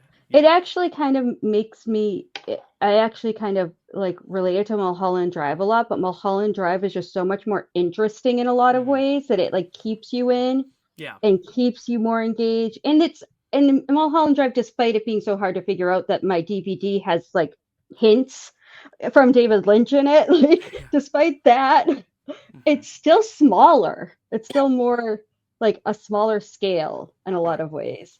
Yeah, I mean, enough about Mulholland Drive. We'll talk about that. It's in another podcast probably. But LA Confidential, I really like. It took me a while to finally get to watch it, but like as soon as I did, I got really excited because I'm someone who actually really likes, looking at like the police and like what their role is in society versus like, citizens and how they're here to protect us. But a lot of, young kind of, hopeful eyed cops will get in there and might think they're going to do everything by the book, but then they have that, kind of calling where it's like you have that badge. And when you get that badge, there's power. And where power comes, it can easily be corrupted. Hmm. And, so it's like you go in there and you're like, wait, I can do basically anything I want. But then you realize that there's so many laws and stuff surrounding everything you do that you're kind of restricted to what you can do and you can easily abuse your power. And I love how this movie kind of explores that, but in like a historical sense too, where it's kind of like, what a would talk about like, racial stuff and like how uh certain people were targeted, scapegoats for things and whatnot, but how like entire departments can kind of be corrupted in a way. And then like, you know, when you have like certain things like, nowadays or more recently, you have like we brought up like Black Lives Matter and stuff, and how, people will use the argument like, some people will go, defund the police or all cops are bastards, kind of a thing, like those slogans where some people will use the argument like, well, it's one bad apple and like most cops are good. And then like you kind of like think about like, well, what happens like when one apple spoils the batch? And what happens when the entire department is kind of based around doing shady things? And Hmm. or what happens if they're like managed under like shady leadership. What happens when you have like one guy come in and he has like, this whole idea of doing everything by the book, and I would never, use my authority to uh, take advantage of someone or, harm someone who might not be, innocent until proven guilty. Like I use that. That's like I can't abuse that. And then, that's Guy Pearce's character. And like, even though he's like the, you know, correct tie kind of guy, glasses, like, by the book kind of guy, he's the one that gets a little bit iffy and you start to not like his character because he starts to do things, really fishy a lot of the times. He gets so good at interrogations that he's the one who helps, kind of racialize this thing and, get a lot of these, black people who are taken in by the system. If you go, you see, what is that one documentary, or not documentary, but miniseries, When They See Us, the Central Park 5 or whatever, they were like taken advantage of, and the police brought them in and, you know, got them to confess to something that they didn't do. And you see like police departments do things like this, and you hear as you're like a kid, like, the police are your friend, you need to listen to the policeman because he's got your best interest at heart. And you realize, no, the police is the state, the police is not your friend, and the police will take you and sell you as something to meet their quota or get a crime solved, because that's what they need to do first and foremost. Not that, no, there are no good cops. I'm not saying that, because of course there are good cops, but I love how this explores like what makes a good cop. And you have like a guy like Russell Crowe who's very damaged. Like, he had his father kill his mother and he had to defend his mother. So now he has this big defense complex, like this like male hero, I need to go save the woman kind of, chivalry complex that he has, where he starts the movie like beating up all these abusers and stuff. Well, that's a good thing to go after people. He's also kind of like doing shady things to do that, and it's like, breaking down doors and, trying ripping reindeer off of roofs to get people to come in so they can beat the shit out of them and go, you're an abuser, I can beat the shit out of you, it doesn't matter, kind of a deal. And while he's rough around the edges, you realize that he's like one of the best people because he cares and because he actually wants to do things the right way, but he just doesn't know how. And then he kind of has to relate to the woman played by Kim Basinger. Kim Basinger, and then you have that like kind of love triangle thing between them and stuff, and all that, and you get all the different things like surrounding, like building the world of like Hollywood and how the LAPD like operates and stuff around that time. And I just love the noir style. So Yeah. my voice is failing. So It's okay, yeah. No, I'm going to pick up where you left off, though, because I think it's important. And this is kind of what I was getting at when I was saying it's both a positive and a negative.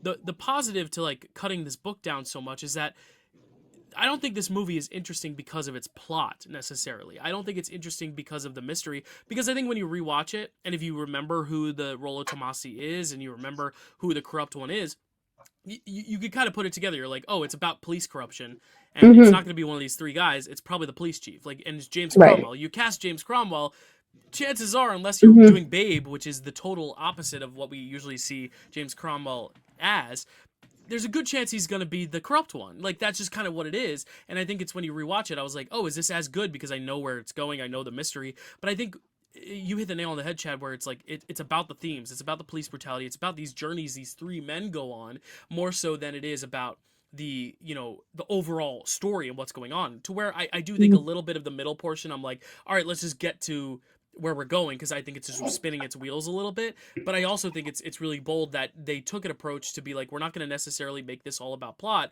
even though it is. We're making it more about character. And I want to credit David Sims for this. I don't want to take all the credit for this, because this is not an original thought I had. But one of the top reviews is like, if you think about it, this is the Wizard of Oz. Bud gets a brain, Jack gets a heart, Ed gets the courage.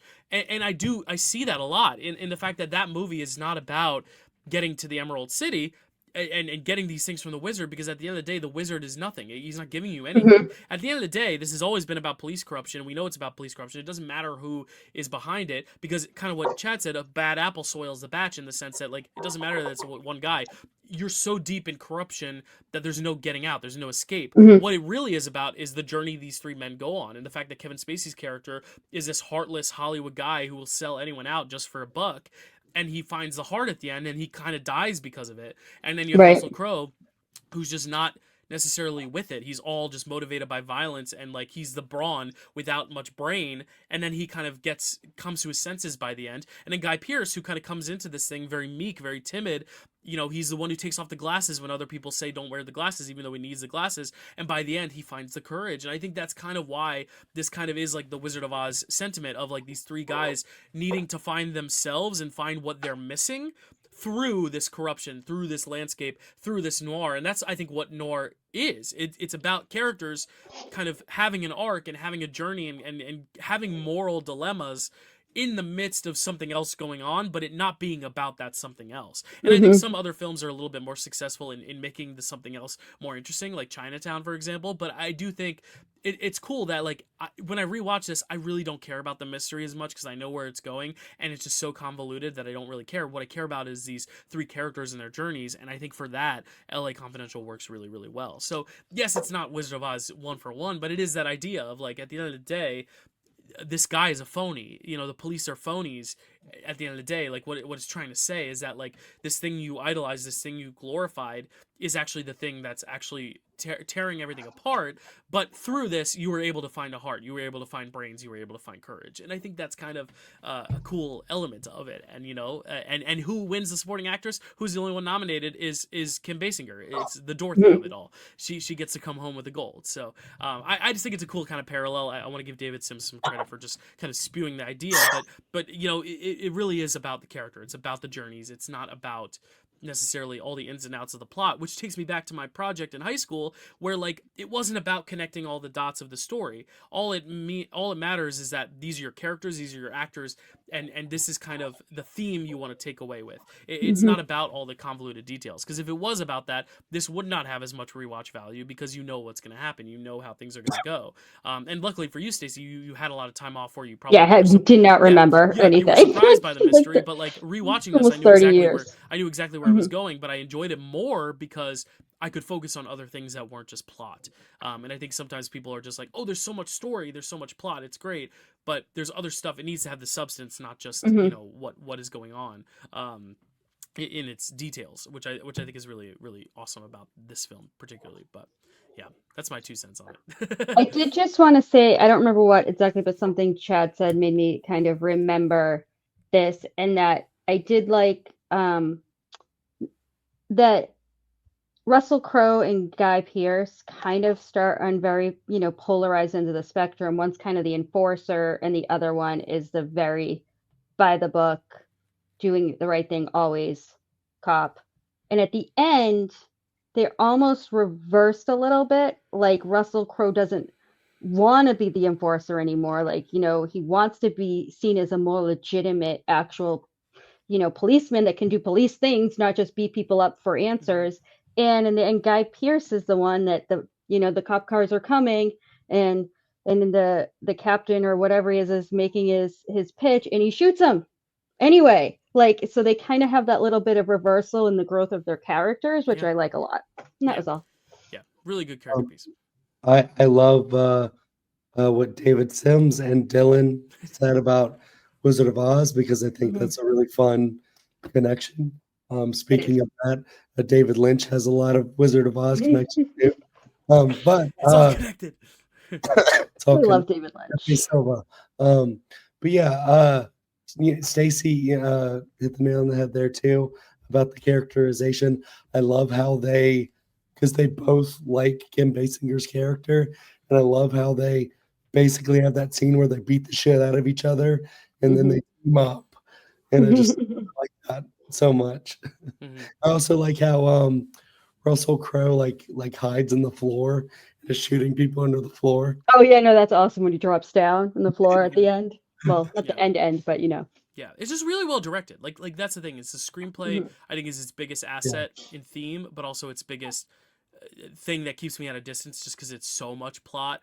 But also, it's impressive that they condensed the book. But also, like I love the way it's directed. I love the noir aspects. I love just the way it's filmed, the different interactions and performances, and yeah, and it edits the three storylines really well too. It doesn't feel like this is Guy Pearce's movie or Russell Crowe's movie. Yeah. It's a little less Kevin Spacey's movie because he dies before the ending of it, but I really do think it's a good three-hander in that sense. And I love that it just has that Hollywood element, too, of the Danny DeVito stuff. I think he's perfectly cast in this. Yeah, and you he wouldn't is think great Danny in it. DeVito would be perfect in a movie like this, but, you know, Danny DeVito is a good actor. And I think there are actors that just, like, have a thing that they do really well, and it's all about how you utilize them, you know? And I think in this sense, they utilized him very, very well. It's the same thing with Adam Sandler. It's like, if you utilize him well enough, you know, you're going to get a real prestige picture and performance out of him. You just have to find the right projects to showcase his thing and actually make it make sense with the characters. And I think that's what's true with Danny DeVito here, especially. But yeah. LA Confidential, 9 nominations. It wins 2. Supporting actress for Kim Basinger, the only one nominated of the ensemble, which is a bit surprising. But also gets an adapted screenplay win, deservedly so. It's nominated for Best Picture, Best Director for Curtis Hanson, Best Original Dramatic Score, Best Sound, Best Art Direction, Best Cinematography, and Best Film Editing. I've been rattling off a lot of tech nominations. Who won all those tech awards, you might be asking? Pretty obvious. It's Titanic, one of the biggest blockbusters of all time, one of the most technically achieving films of all time from a technical standpoint. But we're going to talk about whether it is the best picture, even with all those tech elements. Sometimes the best picture isn't necessarily the best production. It could be other things as well. But let's talk about if those other things stand up here as well. Chad, tell us about Titanic. I'm the king of the world. Titanic. Directed by James Cameron, written by James Cameron, cinematography by Russell Carpenter, music by James Horner, starring Leonardo DiCaprio, Kate Winslet, Gloria Stewart, Billy Zane, Francis Fisher, Bill Paxton, Kathy Bates, Victor Garber, Bernard Hill, and Susie Amos. Synopsis: tragedy strikes a legendary ship deemed to be unsinkable while two young lovers navigate the complexities of social inequality, life, death, love, and coming of age. Yes. A mega film, a huge film. As I said, huge production. We don't even really have to talk. I mean, we can, but like we don't have to say what there is to say about the tech because it's all there. Like it's kind of like the Avatar films. It's like very obvious. It's all there for you to see. Like you can see why this was as heralded as it was from a technical standpoint. But I think what's more interesting and what has kind of dominated the discussion with Titanic through the years is people say the love story's boring, or you know the writing is terrible, Billy Zane is terrible. Yes, and that's why it's amazing. I think, you know, in I terms love of Billy Zane. the Billy Zane thing, in terms of He's Chad, you're absolutely shaking your head, but it is he's a hammy performance. dastardly. Don't be rude. It is a hammy performance, but I do think it is why the movie has such charm and why it's so amazing. You know, it is really, really, really great. He's And I love it. he's so like almost Looney Tunes villainous, almost like a mustache twirling type, but that it's just amazing though. Yeah. Like I love it. Maybe Yeah, it's not supposed to be that way. Sorry to start with A through Z. We're starting with Z, with Zane. But Z. no, I just wanted to hit that because I know there are going to be so many people who are like, Billy Zane's terrible in this. Give the man some credit because there is no more memorable movie villain of the 90s than Billy Zane in this film. Yeah. His hamminess is exactly why it is perfect for Yes, this film and why I he agree might with win an that. award later. I'll just tell you that now. But Chad, I know this is a film that we have both said is like one of our favorite films of all time. So, Stacy, I don't know if that's an opinion you share as well. We'll have to talk about it in a sec, but I want to give you the floor first, Chad, because I think this is a main reason why you wanted to cover this slate in particular was because of this movie. Yeah, I mean, it's just one of the biggest movies of all time. I think it's like great on just like, well, it's a ship, so on so many levels, it's just great because, yeah, the reason I was shaking my head, not because of Billy Zane, but because I just like, there's like so much backlash to this movie that people just like shrug and say like, oh well, it's a stupid like love movie, the romance, doesn't work. And I couldn't disagree more, because Yeah. for me, this is like one of my favorite like romance movies like of all time. I think everything works. It's like this is like James Cameron's masterpiece for me, because it's like he bet everything to make this movie. Like, if you look at the special features, like he said, it's a little bit morbid, but he taped a razor blade to the monitor because he put so much into this that he said, if this doesn't work and make money, I might have to end it here. Which is a very morbid joke. That is such a James Cameron thing too. That is so fucking iconic. and stuff, because this was such a big risk. It's like you're making this epic movie where you have to build the sets like this. He's trying to have like so much attention to detail while also including this romance and making all of this work together somehow. Just seems so daunting, and like, just brilliant, like editing that they were able to put together this movie.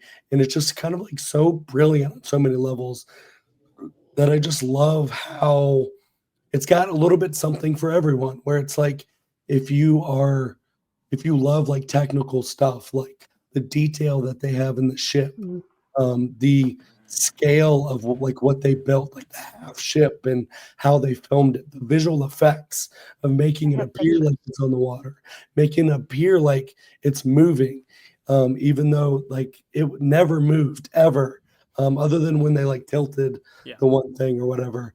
I'm gonna pull out. It's also got like just like does the disaster elements mixed with the romance. Just if you're there to watch like an awesome disaster movie, it's the movie for you. If you're there to watch kind of a sappy love story, but also a coming of age, find yourself. There's a character that you can probably identify with in this, because it's also got like the distinction between the rich and the poor, and kind of everything in between, and just how these two characters find each other. It's kind of a very like Romeo and Juliet level story, where it's they come from different worlds and yet they find each other, and each person, both parties, have something that appeals to the other person. And he kind of wants to see how the other side lives, but never loses his like freedom. And like he kind of shows them like, I get to go kind of do whatever I want and just like live with just the clothes on my back, and do whatever I want. And she's just so fascinated with him, and like like not having the side saddle on a horse, and like riding a horse for real, and going spit and experiencing the world. And I just love how, even though he dies at the end, spoiler, he dies at the beginning. I mean, we find out he dies in the beginning too. Right. Like it's not a secret. Yeah, they like lay it all out for you. And I love how Rose is like, I experienced it a little bit different than that. But yeah, and then at the very end, the whole thing where you get to see all the pictures of the life that Rose lived. Like that's my tear moment where I cry. I'm just like, oh my God, like she carried like this person that she met, when she was like, 17, 18, carrying through the rest of her life, where she's like, Jack only exists in my memory. And yet that memory so strong, that love connection was so strong. Her first love just like made her live the life that she lived that she wouldn't otherwise have. And I don't know, this movie just hits me in so many different feels, where I'm just like, is Titanic as good as I remember? And every time I watch it, I'm just like, this movie's a masterpiece, just like on a whole other level. Like Titanic is cinema, basically. And I'm just like watching, like, just like the camera panning down on that big ass purple hat. I'm just like, what a shot, that's just like every piece of this movie is just incredible. And you just even have like the downfall of the people the guy who he's like, isn't he like the butler in Richie Rich, where he just builds the ship? And then no, he's not the one that builds the ship, but he is the guy that's like, you need to make this thing go faster. We need to reach New York faster. He's, I think, the White Star rep. I Yeah, think that's who he is. He's like the White Star representative or something. Who's just like, we need to come in under time because it yeah, says, have that be the headlines, White Star, blah blah blah. Yeah, yeah, Jonathan Hyde. Yeah, yeah, and that's the Yeah. reason they end up, hitting the iceberg because they're going Well, so there's fast. multiple reasons. One, that the binoculars are missing, but that's all And historical stuff. they get distracted, Jack and Rose on the ship a little bit too Yeah. there, but That part not historically accurate, but the other things somewhat are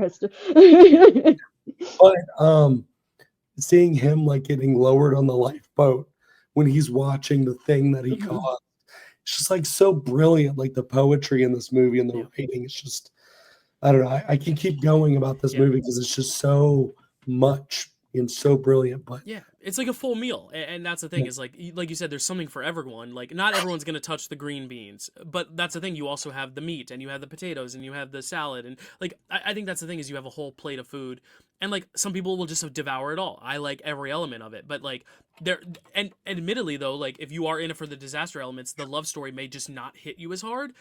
Same as the Billy Zane thing. Like it is a very cartoonish performance, but and that's the thing. Like I wasn't meaning to like call you out on that, Chad, but it is a valid because it's such a full film and there's so much going on, it is valid. And I see why people don't like certain elements of it because it is very big. And when you have a film that has so many different elements going on, some things are going to fall by the wayside. I mean, this film didn't even get a writing nomination, and I think that's deserved because I don't think the writing is as good as everything else, every other element of the movie.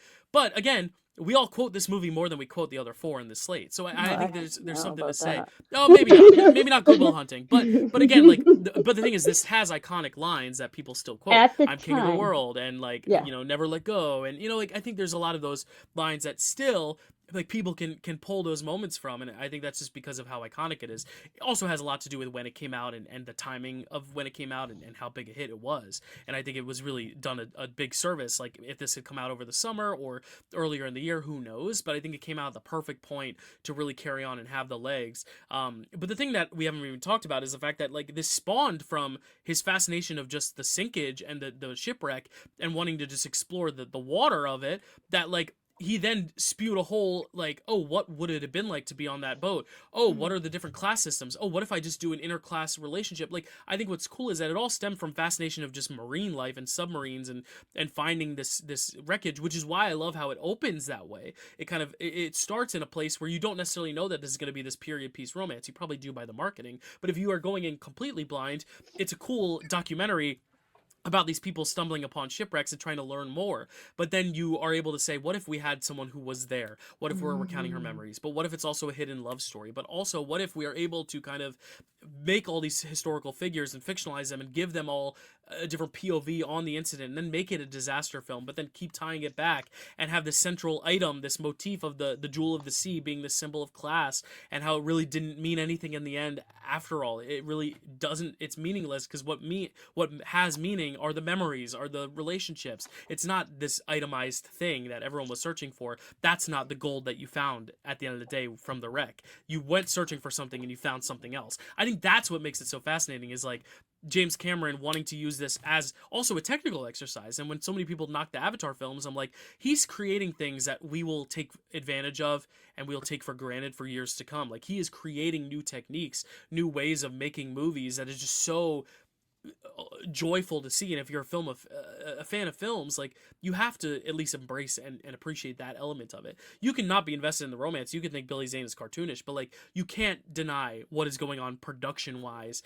and just how accomplished it is as a production, and that James Cameron is doing it like no one else. Not even Nolan and Spielberg are taking the technical leaps that Cameron is. Yes, again, the writing, the way you like the stories, the characters can vary, but you cannot deny that he is pushing cinema every single single time he picks up a camera. And there's a reason his movies come out every 10, 20 years, is because he's taking the time to really wait until the technology is even feasible to even get the shots he wants, because he doesn't want to half-ass it. He doesn't want to use his resources. He wants to build the resources for then other people to use going forward. And I think that's why he's in my Rushmore, why he's one of my top 4 directors. It's why I don't think there are many other people who can do what he does. It's because he has that fascination, and he's willing to put in as much time as he needs to get what he wants. And I think that's beautiful about his work ethic and everything. But it is really an accomplished piece of cinema, just from a sheer technical standpoint, and to see how just it naturally grows from this documentary to something so much bigger and so much bolder and in my opinion better. But Stacy, we've raved about it. What are your thoughts on Titanic now, being the third party who probably not one of your top 10 films of all time? Maybe it is, but weigh in your opinion. Buckle up, I have a lot to say. It's mostly good. I'm ready. I'm just going to first start with a little bit of like history about me in this movie. Yeah, of course. I saw this movie when it came out the first time I saw it in theaters, and I was blown away. And again, not a huge romance girl, although at the time I did like the romance, but I'm an extremely to a fault empathetic person. And like, I cannot put myself in somebody else's shoes in terms of tragedy. It's like I can't watch news, because all I can do is feel like how their families must have felt and how scared they must have been and all this kind of stuff.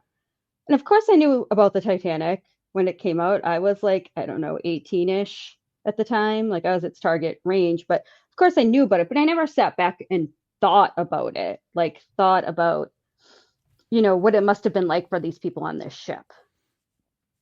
So when I watch this movie and I watch 2 elderly people together in bed holding each other, and a mother reading to her children as the water is coming, and That scene. I cried for the entire 20-30 minute ride home. Like I just bawled my eyes out, because all of that stuff was so real and hit me so hard. In addition to that, though, I saw it a few more times in the theater, which for me at the time, as I said, a poor college student, was a big deal. I didn't go see movies multiple times unless somebody I knew was working there and it was free, which was not the case. Absolutely obsessed. It was like the best. Like I loved Gone with the Wind. This was like my follow-up obsession to Gone with the Wind. And I'm going to give you a few examples of how obsessed I was. I didn't do the personal driving. My boyfriend at the time did, to Toronto, Canada, which is about a 12-hour drive. I don't know how well you can see, to something called Titanic Live, which was like set pieces. Where's the ship? I had the ship pulled out. Let me find the ship. Set pieces and costumes and different things that they toured around a few places. So we went to that. My daughter's middle name is Rose, and because of how much I love this movie, it was not after Rose. Her first name is Alessandra. Not a whole lot comes after that very well. There's it worked too with the name. Yeah, it wasn't. But people thought it was because of Titanic. Right. That, and I mean, it entered my mind.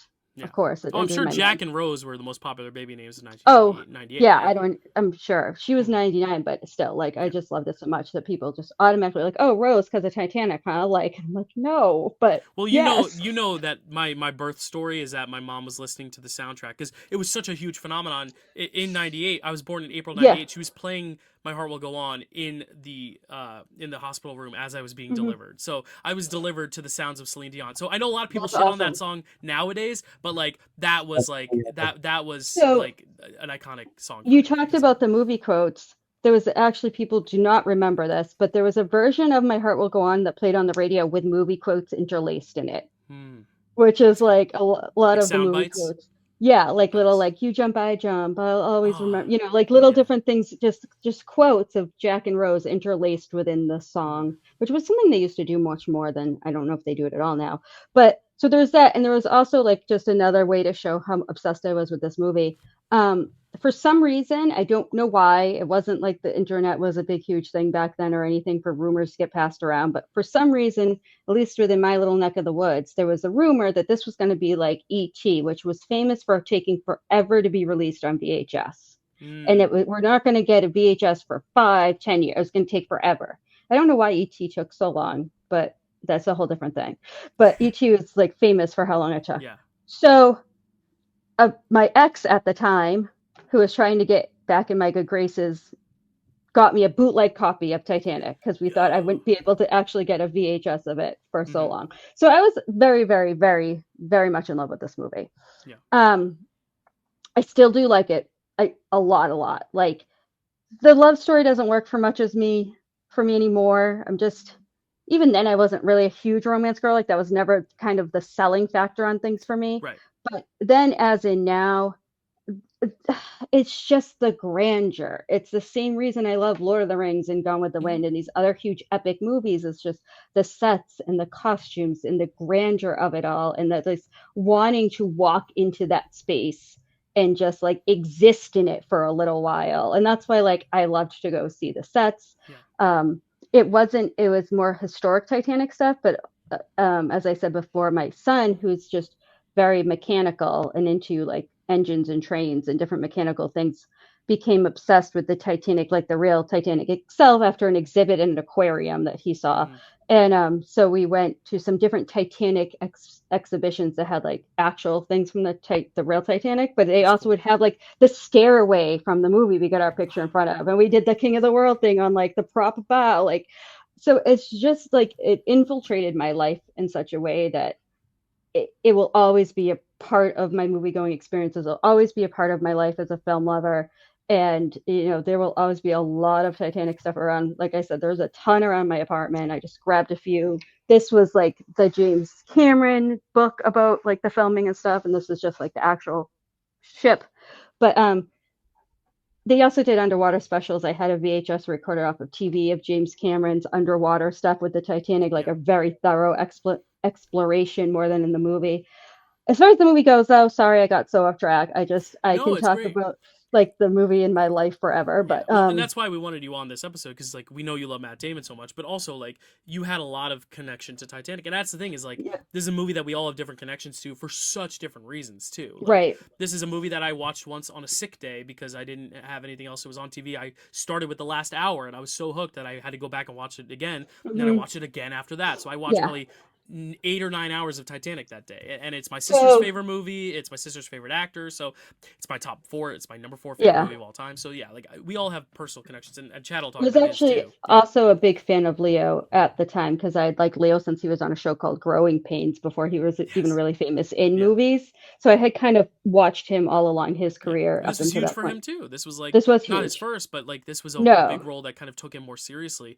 So much so that like the Academy still hadn't gotten there yet. He didn't get right. nominated for it, but like, Absolutely. and I Even think that's though also because he's Marvin playing. Truman and Yeah, What's Eating Gilbert Grape were both right. phenomenal dramatic roles, but nobody cared about them. Right, and Like he he was got so great in nominated for both of Gilbert. those. I think he got Yeah, nominated for for Gilbert Grape. supporting. Yeah, I but think for supporting. for this one, it was like, oh, is he really like a leading And man? I Like it's almost like the don't Timothy Chalamet thing, where you need to give it a few more goes, and then it's like, and okay, no, he is. You know. and honestly, like I don't disagree with the fact that he didn't get nominated. I did at the time. At the time, I was Hmm. pissed that he Right. didn't get Oh yeah, a lot of nominated. people were. But Yeah. like looking back on the other nominees and everything else at the time, I'm not upset that he got nominated. Right. Not upset that he didn't get nominated because I do think a lot of what makes this film great and what makes it a masterpiece is the sets, the costuming, the underwater footage, and just Hmm. so much technical aspects and just the history that he being James Cameron kind of, I don't know if it was stuff he already knew about the Titanic or research, but Yeah. so much of what happens in this movie outside of Jack and Rose is historically accurate. Yes, And that's that something is, people don't realize is how well researched James Cameron's films are. yes. Even the fictionalized stuff like Avatar. The thing with Yeah. Avatar is he had to create a whole language, and he had to literally Hmm. write down Yeah. definitions for every word in the dictionary the Navi way, and Hmm. he had to study what the plants were like. And that's the thing; he's so well researched. He engrosses himself so much in the subject matter of what he's doing that Right. it really is commendable. You're not just you picking this guy because he can make a Hmm. really good action set piece. No, he's going to Right. invest himself in the work and really commit to knowing as much as he can about the subject he's making, and that's why I and really respect and him. so yeah, like a lot of the side characters, like Molly Brown, the unsinkable Molly Brown, was what history called her Yeah. because of the spirit that she has that Kathy Bates displays so well. And everything about why the ship sank, the lifeboats and the I keep wanting to call them bullets. That's not what they're called, but the rivets Yeah. in everything, and in the band playing while the ship sank. Like all of Oh, this is historically accurate. The the SOS is going out. It just all of the little things that led to it around Jack and Rose. The details are all so immaculate, and like that's the best word I can think of to describe this movie around the plot, which is weird to say, but yeah.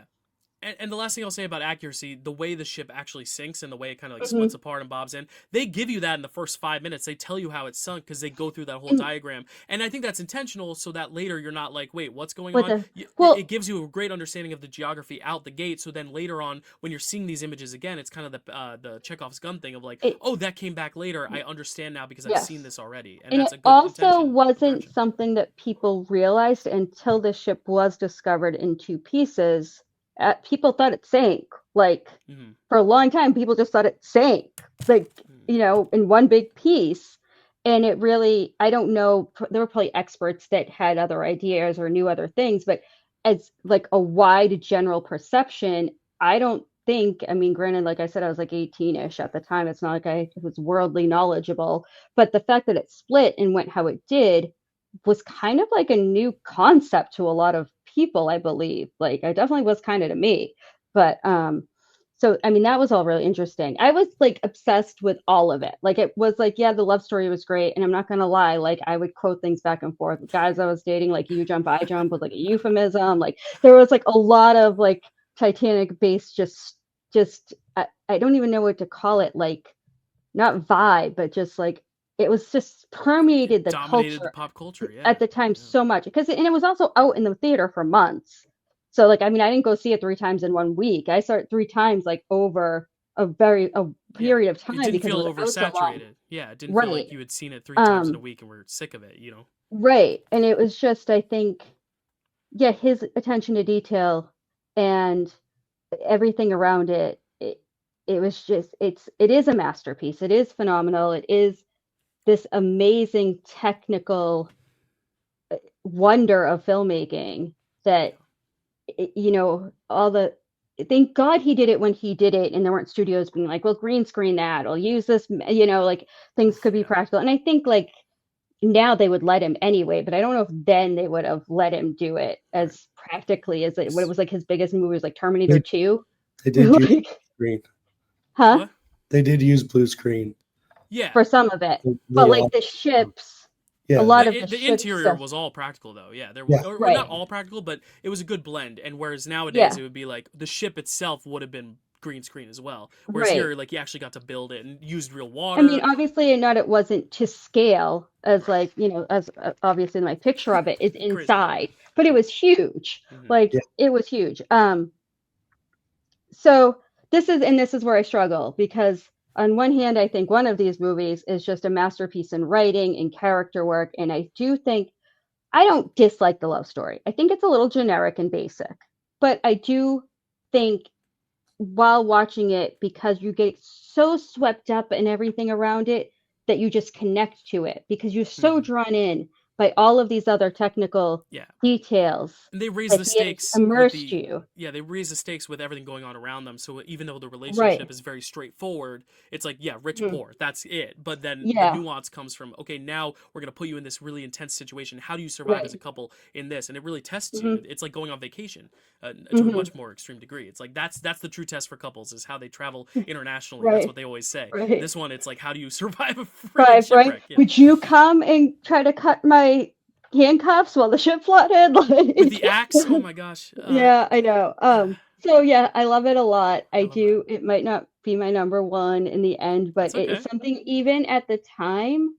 I was like, they're my two loves. It's like Sophie's choice between children, of which one I wanted to win, because it just, and they're so good for such different things. Right. So it's like, what do you value, I guess, the most in your film? Film's a visual media. So what this does well is important. It's visual. Like, very good point. I think there's always an argument to be made about why it's great, despite the fact that that's not necessarily the popular opinion anymore. Oh yeah. And people are just focusing on the wrong stuff. And I love Billy Zane's Hammy as so much. villain. I think it's one of my favorite parts out of like the performances. It might be one of my favorite parts of the movie. I I also agree. really love, God, I can't forget his name, but he plays the architect Oh, Victor of Garber. the ship. Yes, thank you. Hmm. I Yeah, couldn't, like, I blank on him, and I love him since Alias. yeah. I love his performance so much. Just the pride and then the pain and the disappointment and the guilt that you see. I don't even think he talks that much, but you just see it all on him in his actions and his face, and he's just perfection. Um, so yeah, I guess I'll stop talking because No, you're good. I'm probably just gonna start repeating Well, myself, to and be here's the thing. honest. We're all gonna gush about this film. It's just a matter of who gushes when. Like we're not gonna Right, be like, all right, we're out of time. You know, like no, because I also right. want to hear I mean, Chad's first time I seeing it because I know we talked about our first time, but Yeah, I almost wish I could offer a contrary opinion to keep things interesting and be like, you know what, this movie I sucks, mean, but and I we just can't. kind of handle that off the bat where I'm like, some people think it's a little hammy, but like Hmm. it's a movie about a ship sinking. It's like meant to like not meant to But be it's hammy, but not like it's just the way it happens. There's so many yeah. decisions that were made, just tiny little details that Yeah. are made that, but just as a whole make it Yeah. just And fantastic. I know I used hammy as a criticism for As Good as It Gets, where I'm using it as a plus for this film because I think It's hamminess can be a tone. good thing. It's about tone. It's Hmm. about how you use it. And I think for this thing, the Hmm. melodrama is what makes it feel even epic, more epic. And you compared it to Gone with the Wind, I think it hits a very satisfying, similar thing in terms of the Which is grandness also of its against romance. a real historical event. It's set against the Right. Civil War. Yeah. So Oh, apparently absolutely. that's my thing, is like Yeah. It's sweeping. It's grandiose. yes, It's that's supposed to what I be. always say. It's Yeah. sweeping, The performances need to live up to the surroundings, and I and I think think Billy in Zane this does more case, than anything else. yeah, I think in this case, I think the performances are really good to great. I don't think they're the best parts of the movie. I don't know that they're amazing performances in the great scheme of things, or maybe even Hmm. the great scheme of the year, but they do live up to what's going on around them. And there's never like a time I'm thinking, oh, this acting sucks, or it feels too Yeah. like, it's too noticeable, or it feels inauthentic. Like, there's none of that. It's No. just it's what they have to work with as far as the script Oh goes yeah. in that sense.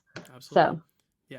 so Yeah. that's my 2 or 3 No, or 5 I love it. cents. I appreciate it. Yeah. Chad, what was your first experience seeing this like? Because I want to get that, and then you can keep going with your thoughts. But Yeah, I was 8, so I didn't see it in '97. you saw I it in saw it in theaters. '98, in March of 1998. Ah. Because so what, exactly 36 years ago? Because I'm about to be 36. 26, because that I'm about to 20, be no 28, 26. My 28. bad. Sorry, or 26. Um, No. 26 years ago, yeah, because I'm Yeah. about to be 36. Yeah. Um, math. But anyways, yeah. So because I saw it on my birthday, it's about to be my birthday in like just a few days. Um, again, and I saw it, and it was one of those, like, it hit the zeitgeist, like you said. It's a cultural, pop culture phenomenon, and it just swept everyone away. It was like Oh, a big, sweeping epic, kind of like Gone with the Wind and other movies of the past, like Doctor Zhivago. It's like Hmm. a big sweeping epic, and James Cameron just kind of blew everyone away with this one. And for me, I liked it as a kid. I probably got more out of the ship stuff and whatnot, but and the fact that it was sinking and stuff. But I remember really liking the characters for the romance and stuff. But only when I get older did the romance start to get deeper for me. And it's like one of the few films that I'm like, this is like one of those romances that I would point to, Hmm. which is just interesting, where it's like, someone can describe it as kind of like hammy or basic. And then part of me is just kind of like, well, maybe I'm a little bit basic, and just like thinking about like how it maybe doesn't like reinvent the wheel on like what it means to be like a nuanced romance, where it is kind of like harkening back to something like Romeo and Juliet. And then I look at movies like Halloween from 1978, that's like, it's very basic in a lot of ways, but sometimes you need that where it's like it feels real and it feels like really to the heart, because um like I think Dylan was talking about, like, what would you do in that situation if like you're falling in love and then the whole ship is now about to sink, and like I kind of get that dread of feeling what if I was in that situation. And Stacy hit it on the nose. Just talking about like getting into the empathy of like these people, like not just the people that could get onto the boats, but like what about the people who knew they had no chance? They're poor, they're in the first level of the ship, like where it's already flooding, and it's like you have kids or you're an old couple, like what do you do? And you can only just sit there and wait to die. And it's just, how sad is that? And for me, it's something that I can't even like fathom, like Yeah. how I would even like operate as a parent in that situation. And It's like the whole movie explores like, oh, who gets to eat in the fancier restaurants, who gets to dance in the nicer clubs, but then Mhm. also when it comes to death, Gets to who's most survive. likely to die versus least likely because of class. And that's a crazy concept, that there is a pecking Mhm. order in class. Nowadays there's really not, but if anything, it's just guests first, then crew second. Like that's kind of how it Right. is. But like, And they and that's definitely first wouldn't experience walk having been on you a in the ship. bottom of the ship. Right. Like, Yeah. And that's the having crazy part. Like, they yeah. didn't even give him a chance. Right, and having lived on a ship, you kind of see that, like, just all the safety protocols that have changed since Titanic are really Mhm. great. But it is crazy to think that there was a time where your class, you got to go on this boat. That's such a cool thing. But because of your class, you died.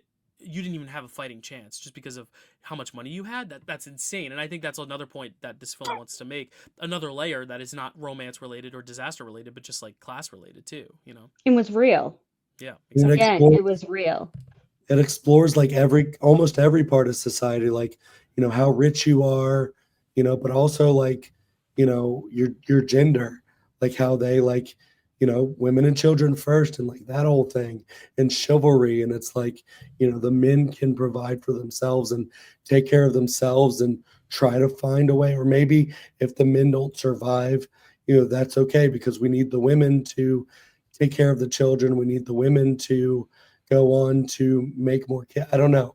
I know what I And the it's think cool it when comes from when as a species, you needed to save the women and children to propagate the species yeah. right. more. I think it goes back to that idea. Like, even now, they still have kind of the women and children first idea, but I think it's all very, very old and archaic to Mhm. going back to that idea before we had like 7 billion people or Yeah. more in the world. I don't know what we're up to now, And but and I think that's a you know, testament to Rose as a character too. The fact that she jumps from the boat and she's like, "No, I'm not going to get on this I'm lifeboat," stupid, which Rose. is yeah, stupid according to Jack, because it's like, no, you have a ticket to safety, but it's like it's more than that to her. It's not about that. She Yeah. doesn't want to just go by the rules. She's always been a rule breaker, and in the end, you realize that she's the one who lasts longer than anyone else in this movie because right. she lives to an old age. She I dies at do the old love age of 90, which he said. You know. I do love Rose as a character. I think because talking about it, one of my issues with the love story, especially, so much older now when I watch it, is just how, and I get it, it's a movie, and this happens a lot in movies, but I never really like it in movies that Mm-hmm. much, is how fast it happens. It's so intense, it's infatuation for sure, because real love, like, it's most real love starts out as infatuation for one thing, but that's where the intensity comes from. And so that part of it, I'm just like, really, you're gonna die for this guy you've known for a couple Well, days? and that's Like, Romeo and Juliet too. It's like you're well, and really then gonna risk again, your and yeah, and I yeah, don't and like, that's just classic literature. Yeah, yeah, right. And going back to Gone with the Wind, like, the romance is kind of secondary, but also it's trying to over many, many, many years. right, So yeah, like, that's more my speed right. than the super fast kind of. Hmm. I'm someone who gets infatuated very easily and very quickly. Yeah, And so I know when I see that intensity, I'm just like, yeah, and that's part whatever. of the design too. Is that you are able to be critical of it because you're like, these kids barely know each other. Why are you risking your Right. life to go down and save him and then go jump off the boat to be with him? But I think that Hmm. says a lot about just like how young they are. Is that they're Right. prioritizing other things like love, and it's sad, but it's also like, well, what would you do if you were in that scenario? Because But like in I yeah, when it came out at that age, I loved it. right, exactly, Like, yeah, I very much yeah, like loved it and felt it, and could like, yeah. again, as a person who was like infatuated easily, I could relate to it, and like Hmm. those intense feelings. Well, But now I'm just like, living on a cruise ship, you know, we have those kids clubs on the cruise, and a lot of the times the Mhm. kids will be leaving after a 3-night cruise and be like, "Oh my God, here's my Snapchat. Can I have yours? Like, I'm gonna miss you. Yeah. This has been the greatest 3 days of my life. I'll Mhm. remember you forever." And then chances are, in 2 years, you'll probably forget that person existed. And that's just the nature of it. It's like Mhm. sometimes at that age, you're just like you're caught up in, and also in the fact that it is this divide of like she's never come out of her shell in the way that he Right. brings her out of her shell, and he's never experienced wealth or fortune. And he wins the ticket because of a game, because of a lottery by Yeah, chance. because So I think he there's also that gambles element. on They it. bring out Yeah. something new and fresh in each other. Mhm. It's more so about the personal enlightenment Growth. more so than Yeah. the relationship. But yeah, Chad. Yeah, Mhm. like I mean, it's not this like you're talking about the Gone with the Wind, where it's like a long romance and a love Right. that always keeps coming back. This is a fleeting love. This is a love that, you know, happens over the course of just a few days. And yet, you know, when they first lock eyes, it's so special. And like he's staring at her and she like looks at him, like looks away and then looks back. And I just like love Mhm. that stuff and just, you know, the idea of what they mean to each other in that moment. And like, you know, she goes on, she lives her life and you know, marries someone and stuff like that, but she always carries what Jack meant to her um, Mhm. the rest of her life. And I think that's like what's special about the romance, you know, not just the fact that like it happened so quick and it's young love and it's really silly and you're just like, I don't okay, think it's silly necessarily. I just think it's more infatuation than love, really. And I think it's Lust. Yeah. very much one of those like, okay, I have to take it with a grain of salt because it's a movie type of right, things. But you know, anything I have to take with a grain of salt because it's a movie is not necessarily going to be in favor of the Right. movie. Yeah. But you know, again, like I said, when I was a target audience, I thought it was great. I loved it so much. I loved the love Yeah. story. I was all invested in Jack and Rose. But Yeah. If you know, anything, now, I feel bad for the husband who did love her whole life. That I guess she never brought him up, right? which That is kind of sad. Which is sad. talk It's about another movie thing of like you have to just kind of forget that part exists. right And the because if daughter she even ends calls up, her out. She's like, "You never mentioned this guy," and she's like, "Well, yeah, he exists because there's no photos of him. There's no record of him either. I Because feel bad again, for with the the class, he didn't family. exist in history either, and that's the sad thing Right. too. Is there's no record of this man except for her recollection Her of him. memory Yeah, of him. and So that's when sad. she dies, he dies. Really. Exactly, and that's it's terrible. sad. But That's terrible. That's sad. Yeah. um I also you know, one thing just looking at it and kind of nitpicking at things, and obviously I'm nitpicking. I absolutely adore the movie. Yeah. Like it is, And you I don't don't know have if to it's in even my, apologize for it because I that's the don't even show. You're know, supposed to. can't Yeah. say it's in my top 10. I don't know. I don't really have a top 10, but it's definitely like always a contender in it probably like my top 100, which is just seems like not a lot, but I've been watching movies since 1978, and I've Oh been yeah. watching a lot of movies like even when I was younger, so it Oh yeah. is Oh yeah. quite a lot. Um, but the fact that she's had this extremely valuable diamond her entire, you know, most of her life, and her family has known nothing about it. It's not like they're rich. And then not only has she not told her family that she's kept it from her family this whole time, whatever. But then, yeah, she drops it instead of letting her granddaughter, I think it is, or whoever, like have it and inherit it. And maybe they wouldn't sell it for the money, but still they should get to have that. And I get True. it. It's like cinematic and it's Yeah. just like symbolic of her It's letting better. go. It's And better than the alternate ending. Have you seen that? Where they fight her for maybe. it, so she's about to drop it off, and they're like, "Hey, you have it," and she like Oh, wrestles I with them, think, and she's like, "No," and No, she like hits them, and then throws it off. That is the God, all. That did is the you make original that up? ending. You What? didn't make that up? that's No, that horrible. is the That's original ending. real? Go watch it right. Not right now. We'll do it when we wrap. I'll send it to both of you. That is the original ending, and they changed it to make it that she would just throw it off herself. Yeah. Oh, Would have ruined the movie for me. Would have So ruined the yeah. I movie. think I don't like that she threw it off. And in retrospect, again at the time, it was like, oh, it's so romantic. Of course, this is the love of her life. But Yeah, the fact that you know she's had this very long marriage and all this yeah. family and these children, and she dies and she's back on the Titanic with Jack in her version of heaven or whatever it is. Like, so you do that, and I'm like, are you kidding? I'm like, that's what they have to do I for do the movie both. for I the go, audience. oh, I go. I You're do kidding too. me, but it's Well, beautiful. I make the allowance for the movie because even I, as not a romantic person, don't want to see her go to heaven and be with this dude we've never seen in the entire movie that we don't care about. Like that's just dumb. But True.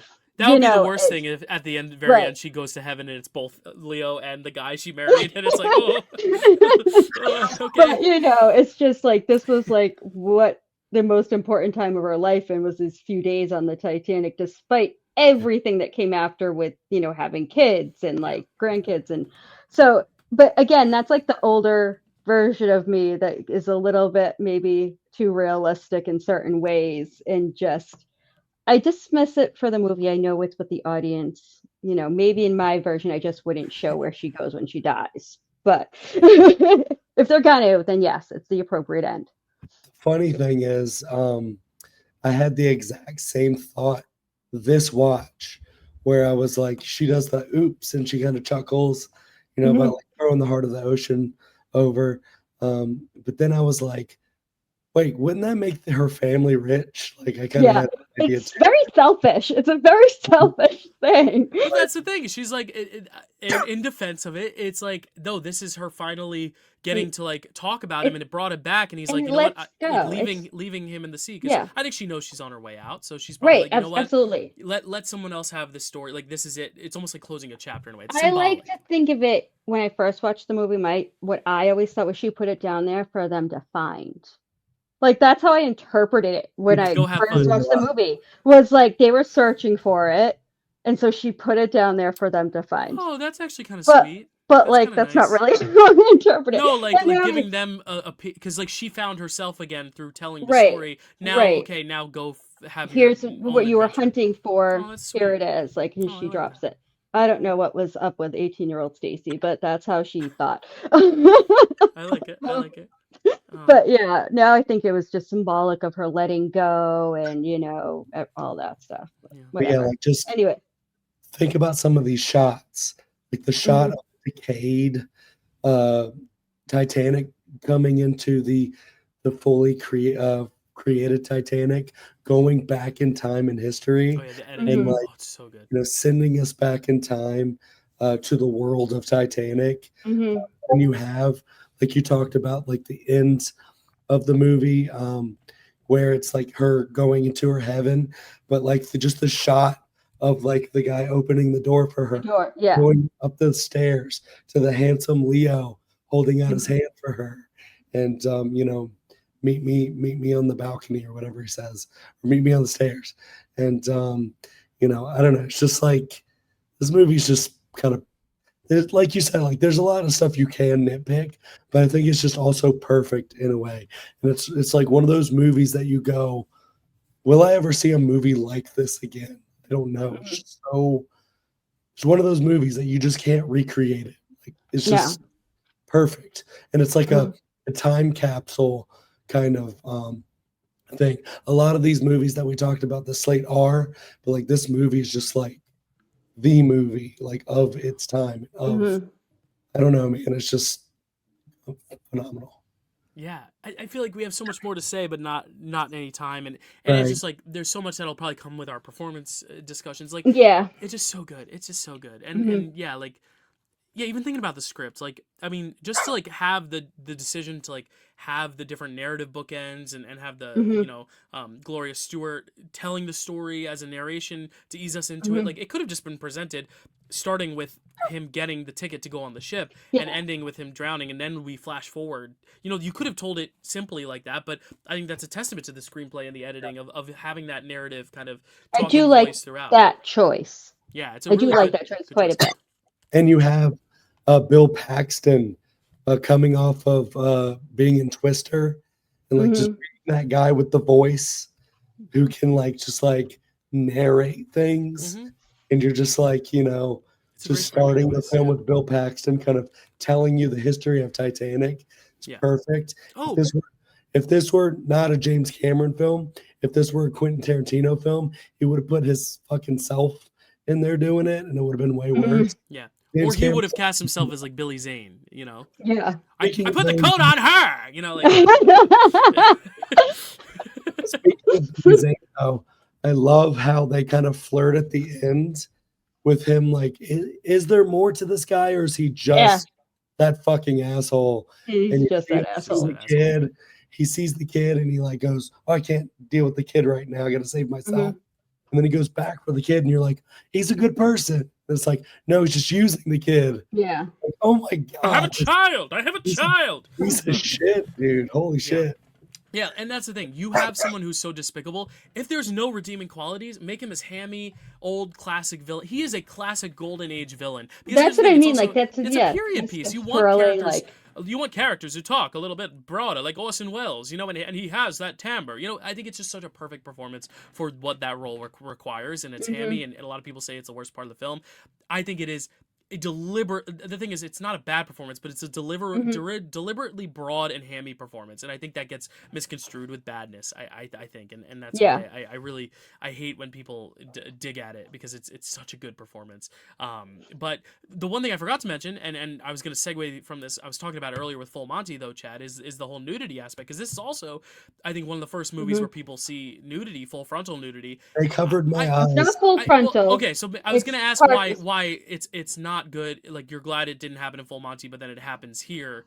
But you just said you covered your eyes. So because in this is like more art, where it's like someone drawing her and you barely see anything. You could just kind of just see like her upper part. No, you see her full boob.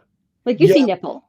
It's very, very much But exposed. he's like covering the rest, so it's a little bit more like, kind of thing. Like it's PG-13 though, but like with Full Monty, non-sexual, because it's non-sexualized. but Full Monty, that's more of like a behind closed doors strip show where people are there for enjoyment to watch people take off their clothes, and it's more sexualized than that. See, I think they show her boob a lot more than you think they do. For one, but I think this is a lot more sexualized in the fact that he actually is like he's infatuated by her. He actually finds a romantic interest. Whereas that one, it's not sexualized. It's just guys taking off their clothes. But then in later in the movie, she says that he was just a constant professional, and like he kind of got a little bit uncomfortable and like was blushing and just like. Right. I think that for the audience, it's not sexualized. As in, there's no sexual activity going on, which is why it's PG-13, not necessarily from Jack's perspective. Right. It's like seeing a naked woman in a museum. Right. Right. Which is what it is. It's art. Yeah. So I think that's why, even though we do really get a good eyeful of her boobs, regardless. No, I just wanted to talk about it because I think that's why it's PG-13. Because I think they both fulfill very similar purposes in being exhibition of nudity for art, not for sexual pleasure, if that makes sense. Like if it was, the complete opposite, where she was drawing him and you saw his chest, I think it would have been the same. Right. Yeah. No, I know. It's just a very, very interesting conversation because, like it is very interesting how two different films could do very similar things, but because of tone and presentation, it's very different. But I just wanted to cycle back because I know you had said that about Full Monty. I will say that when you felt the same way for this, my son was very young when he first became obsessed with Titanic, and I did let him watch the movie, and I did not care that her boobs were out because it wasn't a sexual act in the movie, and I'm not. I'm just very open about bodies. Like nudity has never been a big deal to me in any way. So, I mean, not that he cared about it. He just wanted to see the ship sink. Like after he'd seen the whole movie, most of the time he skipped to the second part of the VHS, which is when it was sinking. But, but yeah, so I think it is, there is, I don't think it'd be PG-13 now with her boob out, but I do think that it was fine. Just wanted to bring it up just because I know it's also a big talking point, because this is also the first film for a lot of people where you see nudity, because it's also because of the rating and because of how popular it was, and it just played for so long, which is really cool. That it's also an original film. It's obviously based on a real event, but like this whole narrative is fictionalized with Rose and Jack. It wasn't, they weren't real people, and the fact that it is now one of the highest grossing movies still, played for so many months in theaters. It's why it's really cool that James Cameron doing this in Avatar and them being so successful is so amazing, because normally a film would need to have an IP attached to it to have those legs. We don't see original films nowadays, even Avatar films, lasting that long in cinemas and still being seen week after week after week. I was actually really mad when Avatar passed it as the highest grossing movie. I was like, fuck you, Avatar. But that was just because I love Titanic. No. And I didn't, like, I don't hate, I mean, Avatar is its own thing. Just in general, I'm like weirdly loyal about things. And so I don't know at the time. I It's don't the think I've same seen guy it though, with so her. it's not even Yeah, like I this know. competition. You know, Avengers Endgame passing this is a Well, bigger, conversation. You know, yeah. I'm just which saying at the time no, when it I happened.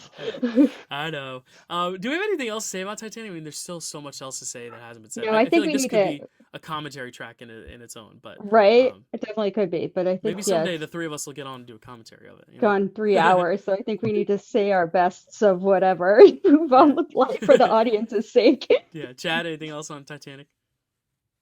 Yes, but we should move on.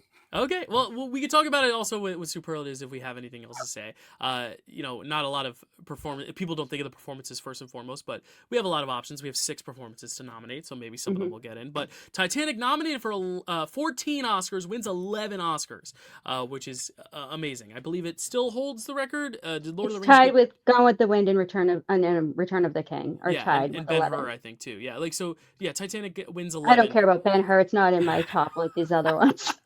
But it wins Best Picture, Best Director for James Cameron, Best Original Dramatic Score, Best Original Song, My Heart Will Go On, Sound Effects Editing, Sound, which is like mixing, Art Direction, which is the sets, Cinematography, Costume Design, Film Editing, nominated for 2 acting awards for Actress for Kate Winslet, Supporting Actress for Gloria Stewart, and Best Makeup. It does not win Best Makeup. What wins Best Makeup? Let's find out, because this is the one where none of the Best Picture movies won Best Makeup. It is Men in Black. Okay, that makes sense. Oh, that makes sense. Yeah, cool Yeah, alien you makeup know. there. Just flashier makeup. But the makeup in this thing is so good too. All the freezing frostbite looks are iconic. But we now get to the tough part of ranking. For me, it's a Do little you need a easy. whiteboard? Yeah, I you write don't it need a down? whiteboard. You're just gonna say it. It's okay. Okay. We're gonna go 5-1. Cece, you are our guest, so we'll let you know. You'll let us know what your number 5 is here first. My 5th out of the movies. Out of these 5 movies, what's your 5th place? I would say probably the Full Monty. Full Monty. All right, Chad, what is your number 5? The Full Monty. All right, and my number 5 is As Good as It Gets. So, Stacey, what's your number 4? My number 4 would probably be LA Confidential. Okay. I don't know why I'm Chad. saying probably. That's what it is. Chad, what's your number 4? I think Stacy and I are going to have the same ranking, except for the top 2 is LA Confidential. Wow. Okay. I thought that was going to be your number 2, Chad. My number 4 is Full Monty. So, Stacey, what's your number 3? As Good as It Gets. Okay, and Chad, I believe that is your number 3 as well. As Good as It Gets. All right, and my number 3 is going to be LA Confidential. So we have the same top 2, which is cool. Stacey, what is going to be your number 2? I don't know. So it depends on the day. I guess it's so hard because the reasons are so different. But you have a Best Picture ballot. They say vote for a winner. I know, but that's what the thing is. I've never known. For 30 years, I haven't known the answer to this question. I think deep in my heart, I have to go with story and character. So it's Titanic would be number 2. Cool. Chad, what is your number 2? Unfortunately, I wish it could be number 1. I'll go Good Will Hunting. Yeah, my number 2 is a bit of a distant 2, but it is 2 nonetheless. It is Good Will Hunting, which means Stacey, your number 1 is Good Will Hunting. Chad and I's and number honestly, 1. they're really it's. I know. Chad and I's number 1 is Titanic. So Titanic will be the winner here because it got 2 first place and a second. So it is. So Stacey, you did represent Good Will Hunting as your number 1, but Titanic ends up being our collective number 1. So you kind of have the best of both worlds. Both films getting some glory here. For me, that was the far and above number 1. But Good Will Hunting grew on me. LA Confidential grew on me. Full Monty's really fun. As Good as It Gets, didn't like, but I mean, 4 out of 5 likes is a very good slate. Chad is the one who picked this slate. Are you fulfilled with your choice of this slate? Do you like the fact that this slate produced 5 films you liked? Yeah, I just wish my voice had been better. That's my only criticism. But hey, people who have never heard the show before, who just tuned in for Titanic, have no idea what your voice is supposed to sound like. So that's true. They think this could just be your neutral. That's true. But yeah, no, very excited. I think we had some great discussion. And honestly, I still think this is one of the best slates of all time in the Oscars. So I was just so excited to get to this one, especially because it is so weighted with Titanic and Good Will Hunting that Stacy mirrors my frustration. why did both of these two masterpieces have to be in the same year? It's kind of like the same time as this year or last year with Sinners and One Battle. It's like, Mm. what do I do? Like they both deserve this kind of a deal. And so I'm just like really, all about even Sunset Boulevard. You get so many years that are like that where you're just like these two masterpieces and just wish they could have come out in different years. But yeah, some all-timers in here and a lot of great, fascinating films. So yeah, and we'll get to performances in just a sec. But Stacey, any last thoughts on the slate as a whole? It is one of the few slates that I'd seen all the movies before, like, doing anything like this for it. I did used to see movies just because they were nominated for Best Picture, like back in the 90s. So there might be a few others, but these were like all movies I saw anyway, which I think is kind of unique for an Oscar slate to have 5 movies that just I wanted to see just because of them, not because they were a nominee. So I think it's a good slate. I think it's a very, very, very diverse slate, which I think is great. Yeah. I'm just most puzzled, nor just shocked that I'm the highest on LA Confidential of the 3, because I thought that was like one of Chad's favorite movies. But I think it's a testament to the slate. Right. Yeah. It just, I think it's really good. Let's get into the acting prizes really quick. Stacey, you're first for actor. So let us know who is going to be your best actor. And I actually don't know if it's going to be as predictable. Maybe it is. So I did go back and forth a lot because I do think that Jack Nicholson was great. I didn't in any way think he shouldn't have won the award. Mm-hmm. The thing with Jack Nicholson is I think he's kind of always being Jack Nicholson though. Mm-hmm. Like in every performance, I kind of am just like, oh, this is Jack Nicholson. Like there's always just a bit of sameness to him in his characters. I mean, obviously there's range, but it always feels the same. It's not surprising.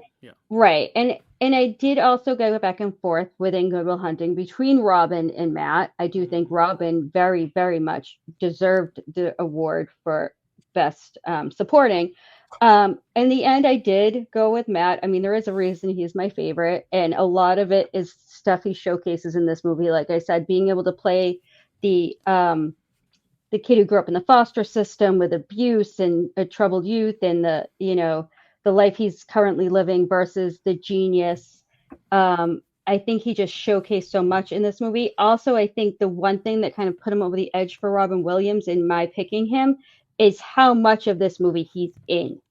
He's in maybe not every single scene, but practically every single scene. This is his movie. It only works if he works as the main character. All the things that we raved about only work if he's great.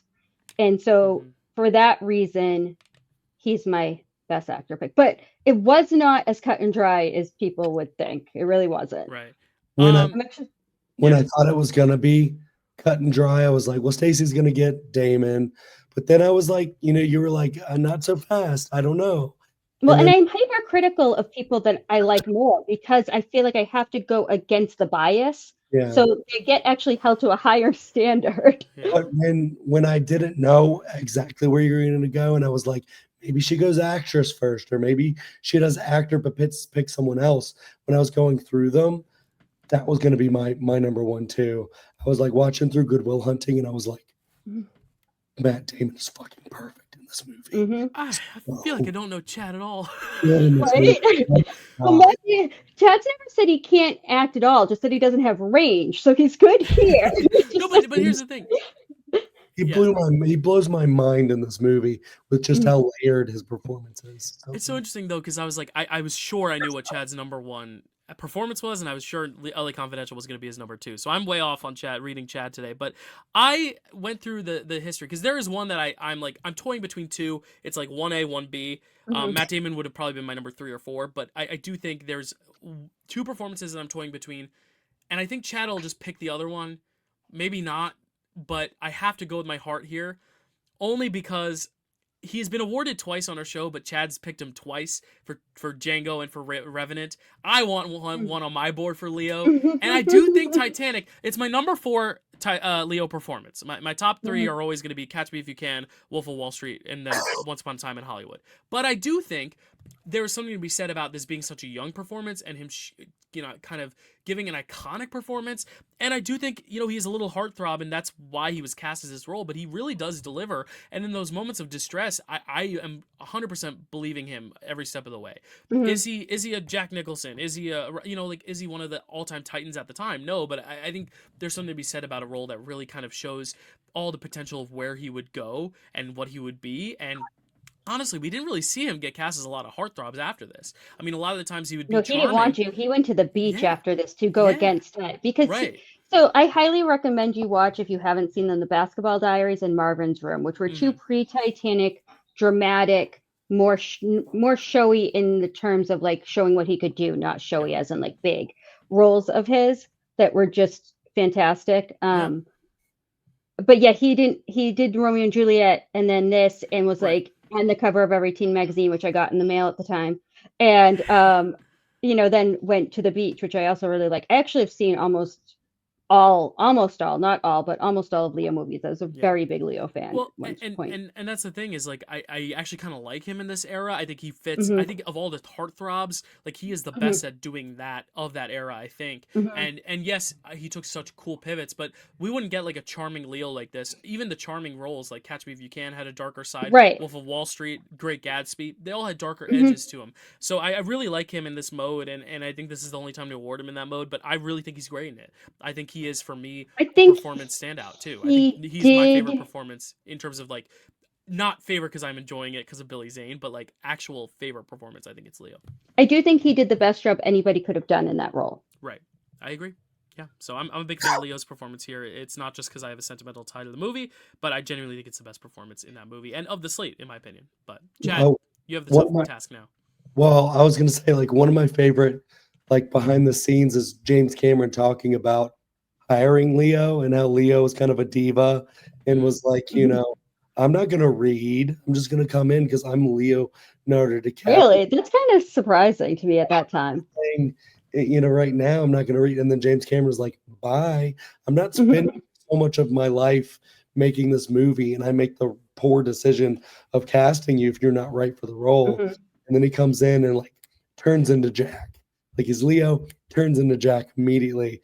And it's just like, I just think this is such a good pick, Dylan, because, he's so great in this role, in that like he wanted to kind of have like a thing, like a crutch, like he had in, What's Eating Gilbert Grape, where he's, mentally challenged or whatever. And like, he wanted to have like some sort of thing, like a problem. And then, James Cameron was like, this is harder because you don't have a problem like that. Like, this is just a different. He used the word problem. Probably not. Yeah, not like I will take him off my list if he said problem. No, not like a problem. Probably like a struggle. Yeah, like a struggle. Not like handicap, obstacle. Yeah. Not like a problem in related to What's Eating Gilbert Grape. That was just me with the juxtaposition there. Yeah. But like talking about like he wanted Jack to have some sort of like crutch. Yeah. And then he's like, no, you don't have that. And so that's like more of a challenge. Yeah. And so to see like Leo grow as an actor because of this role. So this is just such a great pick for me. It's such a different perspective on Leo because of the earlier movies that I've seen, but that's fine. Cool. For me, this is a little difficult because I know the one that you're thinking that I probably should pick, which is Robin Williams. Like, people are like, you got to go Robin Williams, but I'm not. I'm going to go with, should I just go Robin Williams? No. Go with what you were going to pick. Don't go based on me. Don't go based on me, because I almost picked Robin thinking you would pick Leo. If I had picked Robin, would you have picked Leo? No. All right, then I don't regret it because I wanted Leo. So go pick who you're going with. Don't go with Robin. I'll pick Robin. No, don't pick Robin. No, I want to know who you're going to pick. Who you're going to pick, Chad. That's against the whole point of the show. Come on. Go with the spirit of the show. Spirit of the show. Here's the thing, though, is I think that Robin is the most deserving. He won an Oscar. He already has that prize. Right. I mean, here's the thing. He wasn't the lead. He wasn't the best actor. He was the best supporting actor. He won the Oscar for it, so I'm going to give the one to who I was going to go with, Ben Affleck. Because, and you guys were talking about it a lot more, because I knew I was probably going to pick him, so I knew I probably wasn't going to get Matt Damon. is because like I think Ben Affleck is one of the most underrated parts of the movies because everybody talks about Mhm. Damon and Williams and even sometimes Stellan because they blew up and like Ben Affleck is a big deal, but like kind of like more on the fringes. Like he's not like I mean he was Batman and stuff, but not like the movie star kind of a guy. He kind of was after this with Armageddon and Pearl Harbor and That's like true. Matt came out as like the actor and he was the movie star. That's But true. anyway, that's a historic thing. For a But little while continue. he was. I I'm had one as an sure action figure and one didn't have an action figure made of him, okay? like a little bit later on he started to fizzle out, especially like with attitudes of like being a celebrity and stuff like that. His dating He was life that hurt him. a very kind of like unique individual who has Ben Affleck.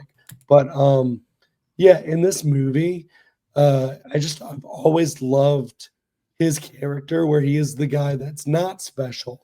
It's kind of like going to like Xander and Buffy, where it's like who's the guy that's not special that has to deal with like all the people who are special and like talk them up. And I love the scenes where he's relating to him and he is the guy from Southie who doesn't have the thing about him that where he can go on. He's like what I wouldn't give to have that thing that's special about me. But what makes him so special is that he's almost smarter than Ben Affleck or Matt Damon in a way, because like he's not a genius, but he sees what Matt Damon doesn't see, where he's like, you have a talent that if you let this go to waste, what a terrible thing that would be. And like Matt Damon doesn't see that as a genius as he is. It's kind of like Breaking Bad, where it's like, you're the smartest guy I know, but you're so stupid not to understand what you have and like what kind of life you should have lived. Yeah. The moment where he says, if there's not that moment where I show up at the door and you're not just gone, like there has to be that moment because it just would kill me if you waste this. And then when he finally does show up to the house, expecting to see him there and he's not there, and then he has that like kind of confusion, and then that like, really, is this happening? And that smile, like it actually happens, and relief of my friend is actually going to make something of himself.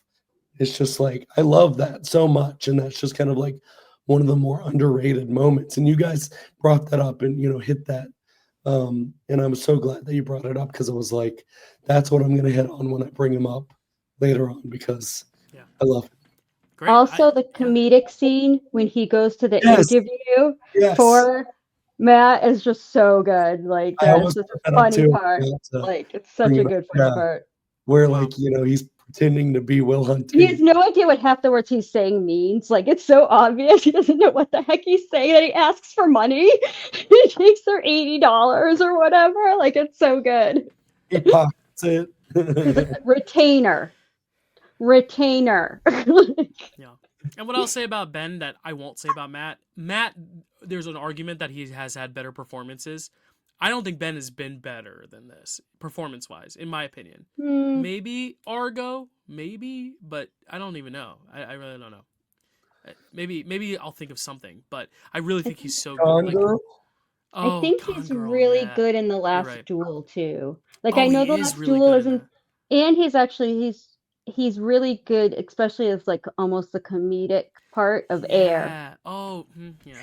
Oh, yeah, you're right. I didn't even think of Gone Girl. Yeah, you're right. But Gone Girl is such a Rosamund Pike vehicle. But yeah, no, I think he's Right. great. My point is that he's great. Like, he Yeah. really is. Like, Matt Damon would continue to give great performances, but I think Ben Affleck, like, didn't peak here. He grew a lot as an actor. Like he had a lot more growing Yeah. to do, and that's why Matt Damon actually had some stuff really under his belt, and Yeah. Ben didn't.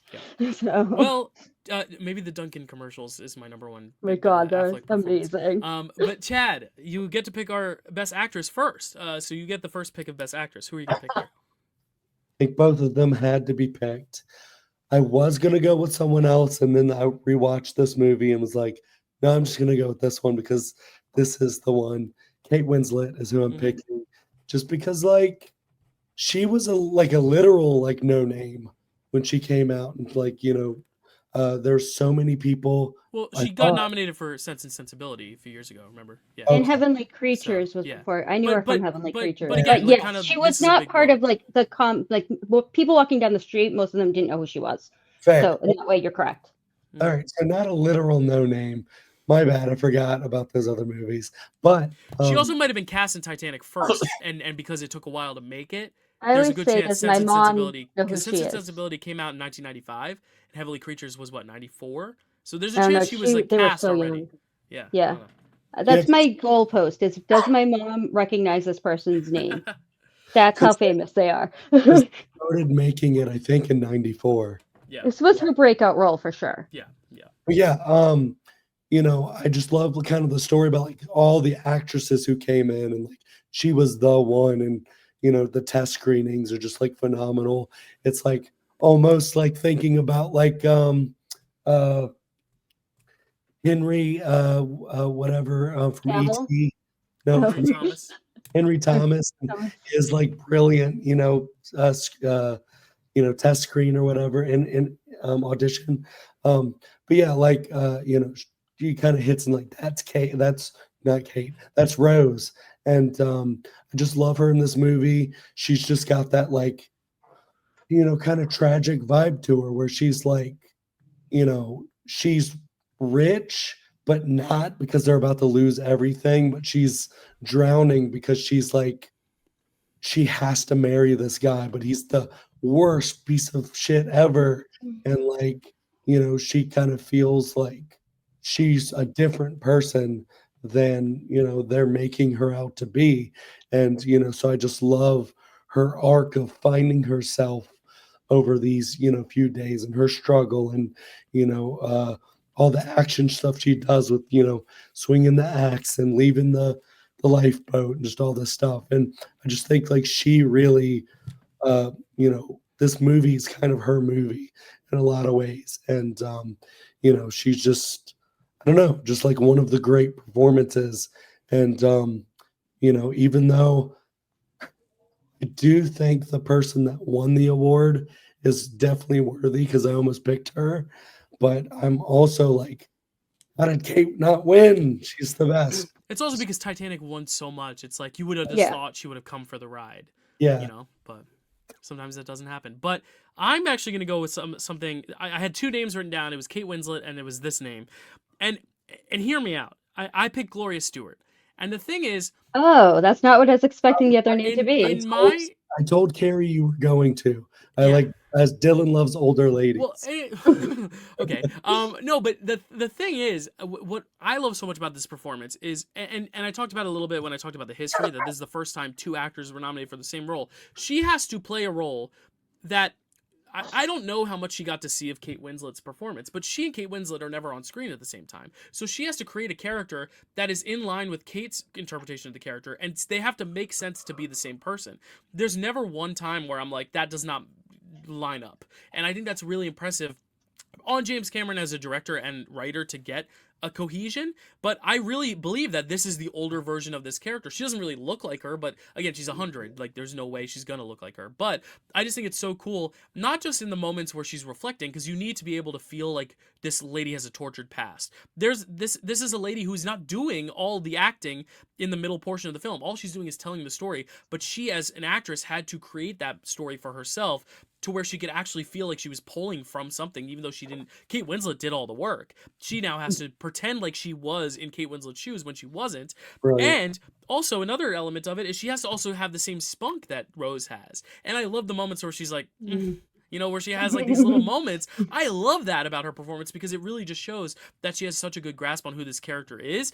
And it's always believable that this is the same Rose. It's just she's older and she's reflecting. And I think the movie lives or dies by how well she is able to ease us into it and give us all these segues. And when she sees the picture for the first time and the reaction she has and the way she narrates the story, the opinions she has through her words and the inflections in which she delivers those lines makes all the difference in understanding who Rose is. And if she is not delivering on her end of the bargain, the character of Rose kind of falls apart, because it's like, no, this lady it's not the same Rose, or and that's also part of the mystery, is like, is this lady BSing us? Did this actually happen? We actually don't know. We really don't know. Her pulling out the necklace is the reveal that this is all real and that she's not BSing them, because for all they know, she could be BSing them, but well, they you found the see- picture. Right, So and they know it's that her, but that's- the whole story, like, Mhm. for all they knew, she could have just got off the boat with all the women and children and survived, and it would have been fine. But Yeah. because of all the details, because of the storytelling, they're able to realize, oh, this actually happened.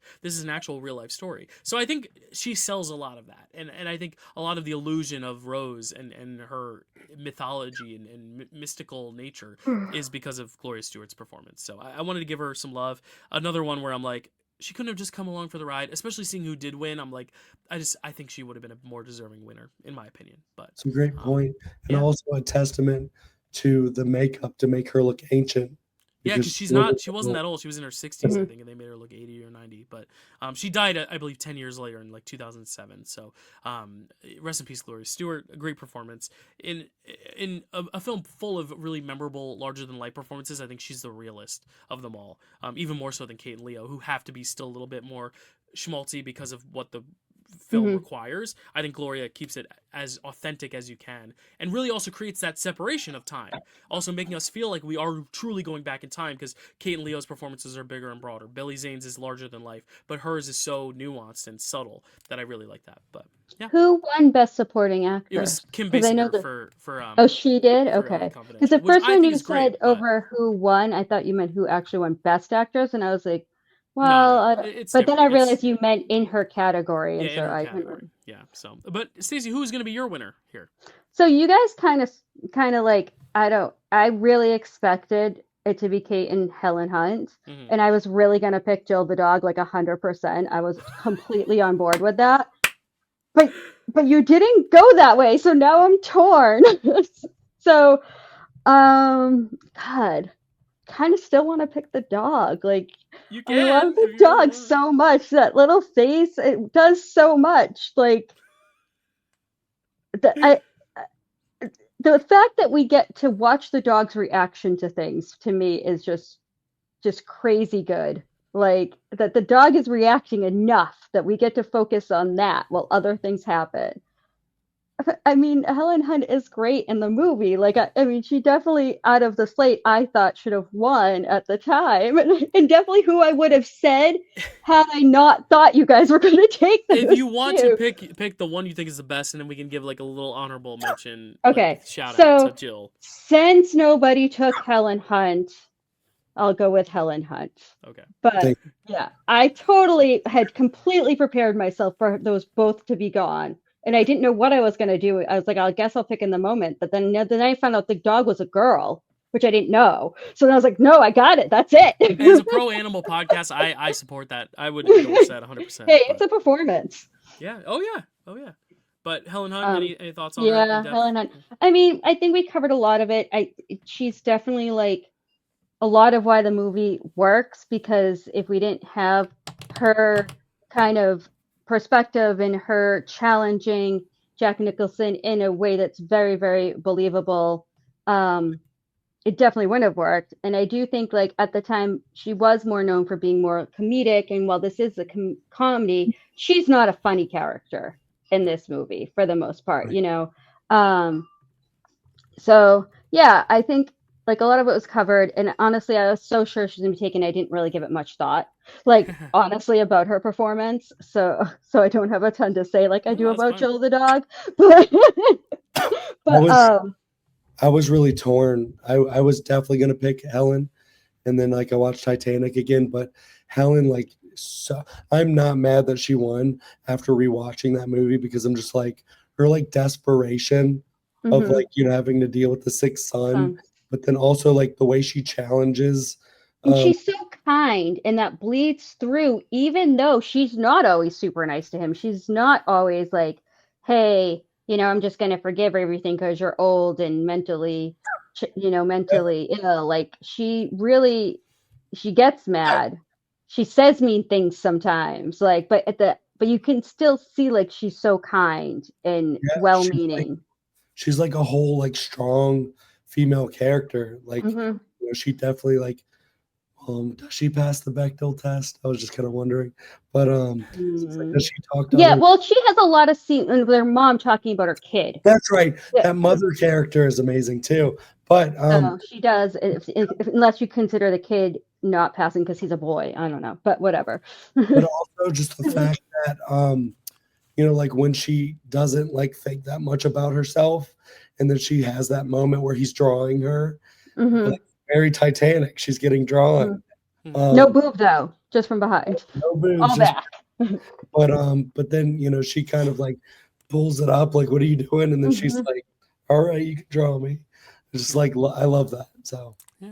Well, that's lovely. So a lot of films represented, two films in particular represented a lot. But here we go, rattling off our superlatives one more time. Our best actors: my best actor, Leonardo DiCaprio for Titanic; Chad's best actor, Ben Affleck for Good Will Hunting; Stacy's best actor, Matt Damon for Good Will Hunting; my best actress, Gloria Stewart for Titanic; Chad's Kate Winslet for Titanic; and Stacy's Helen Hunt for As Good as It Gets. And our best picture amongst the three of us is Titanic. Nothing for LA Confidential or Full Monty, but we still liked those movies quite a bit. I am going to tease the next slate, and then we'll say our goodbyes real quick, because I know we have new things to plug, very new things to plug, especially for Stacy. Very exciting. But next month we're taking a break from our wish list. I will be back with my wish list pick in April. But for March, which is this month, it's later this month, we're going to be covering the current Oscars, as we always do.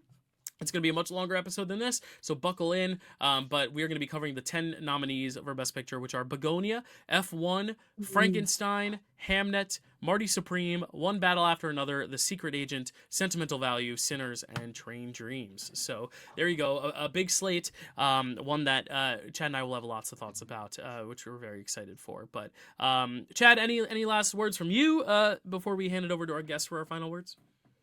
I'm just so glad that we're doing this year's theme of just picking what we want, because I just been wanting to do this year for so long. And despite my, me being sick and my voice and stuff, and my background not being ideal either, this was so perfect. I think we had so many great discussion. Even, if some of us didn't like adore every single film, I think that's great, because we have like what's dated about some of these films, but also why are some of these films so put on a pedestal as like one of the greatest ever made. And like, how do we have these internal battles of two movies that we think might be perfect, that should be best picture material, that are fighting in our heads as like the best movies ever.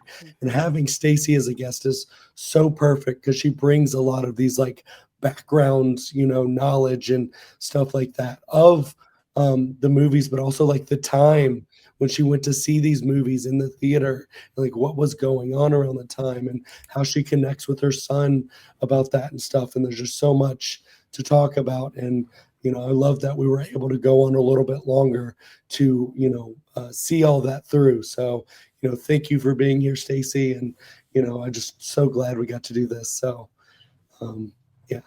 Absolutely. Stacy, thank you so much. I really appreciate all your, like Chad said, like the firsthand experience is what we get from you, because you have such a great memory of this time and seeing these movies. Like, you brought a lot of that to the 2005 episode as well. So we're just really grateful that we get to talk to you again about these great films, and also films that like we did love. Like Titanic and Good Will Hunting was all our number 1 and 2. Like, it was great to just gush about them, and to reevaluate some of the films that I didn't love before or thought were overrated, and then see some new films, one I really liked, one I really hated, but like just getting a good array of new films. And I love that about the wish list too, that Chad, you were able to like finally bring up this slate that I know we've been talking about doing for so long. And I'm really excited for the next one, which we'll tell you next episode what that'll be. Another great guest as well for that one. A lot of great variety. But Stacy, what are your last words here on the slate? And please plug your new project as well. Okay. Well, thank you very much for having me, as always. I never know what the heck I'm going to say, but something always comes out, and I love talking to you guys about movies in general, and these movies in particular were really fun to rewatch and talk about. The project that Dylan is alluding to is over on Maddie Loves Movies, and it's called Screen King, and it's a show. We just released our first episode. We're filming our second tomorrow, actually, and it's talking about Stephen King books and their adaptations. So basically, like a book that doesn't have an adaptation, we probably won't talk about. But our first episode was of Misery. We talk about the book, the movie, and then how they come together, like as an adaptation. And there's some fun things in there. Our next episode that is going to be Gerald's Game, and then I think Dylan might be coming up on one. Yes. That's exciting. It's especially exciting because I haven't read that one yet. Oh, see, So, that's one of the only Stephen King books I have read. We'll keep it all in the really? dark. We'll Yeah, have I to won't say keep what the it is, tease. but that's when I actually had the book of short stories for a different one in there that we'll be doing. Mm, But yeah, so that's fun and exciting, and I'm really excited about the show. It's something I brought up to Matt a while back, and I was really hopeful that we could do because my favorite thing about Stephen King is all the shock that I get from people when they hear things that are actually adapted from him that they never realize. So there's a yeah, lot out there. yeah. So yeah, Misery's out. Gerald's Game will be out somewhat soon, and stay tuned. It's going to be a lot of fun, and hopefully we'll get through all of them. I'm really Yeah. excited about it. Very cool. Yeah, I'll have to take like a few months for it because the miniseries and the Yeah. book are so big. So But we're doing like Misery and Gerald's Game. There's actually a couple weeks between, and that's because there's only the one story, the one adaptation, and as we go, once we get into things with a lot of like The adaptations, then we'll Shining. do like a month or so between episodes, so we can Nice. explore and let people watch if they want to watch Cool. and do all that. Very So. cool. Well, I love to hear that, and thank you as always for being here and being game for this. It's a long recording always, just because there's 5 movies and we want to give their full meal's worth of discussion. So we commend all our guests for sitting on here for so long and talking. But thank you so much, and we had a great discussion. So if you all like this, let us know your rankings below, and let us know your rankings for next month for the Oscars that are currently happening. As Chad said, it's quite a battle right now. Neck and neck Best Picture race, which is so exciting. We don't really get those a lot nowadays. Usually our winner's pretty set in stone before the Oscars, and this year we're still in suspense, which is really cool. So thank you guys so much for watching, and we'll see you next time, and take care.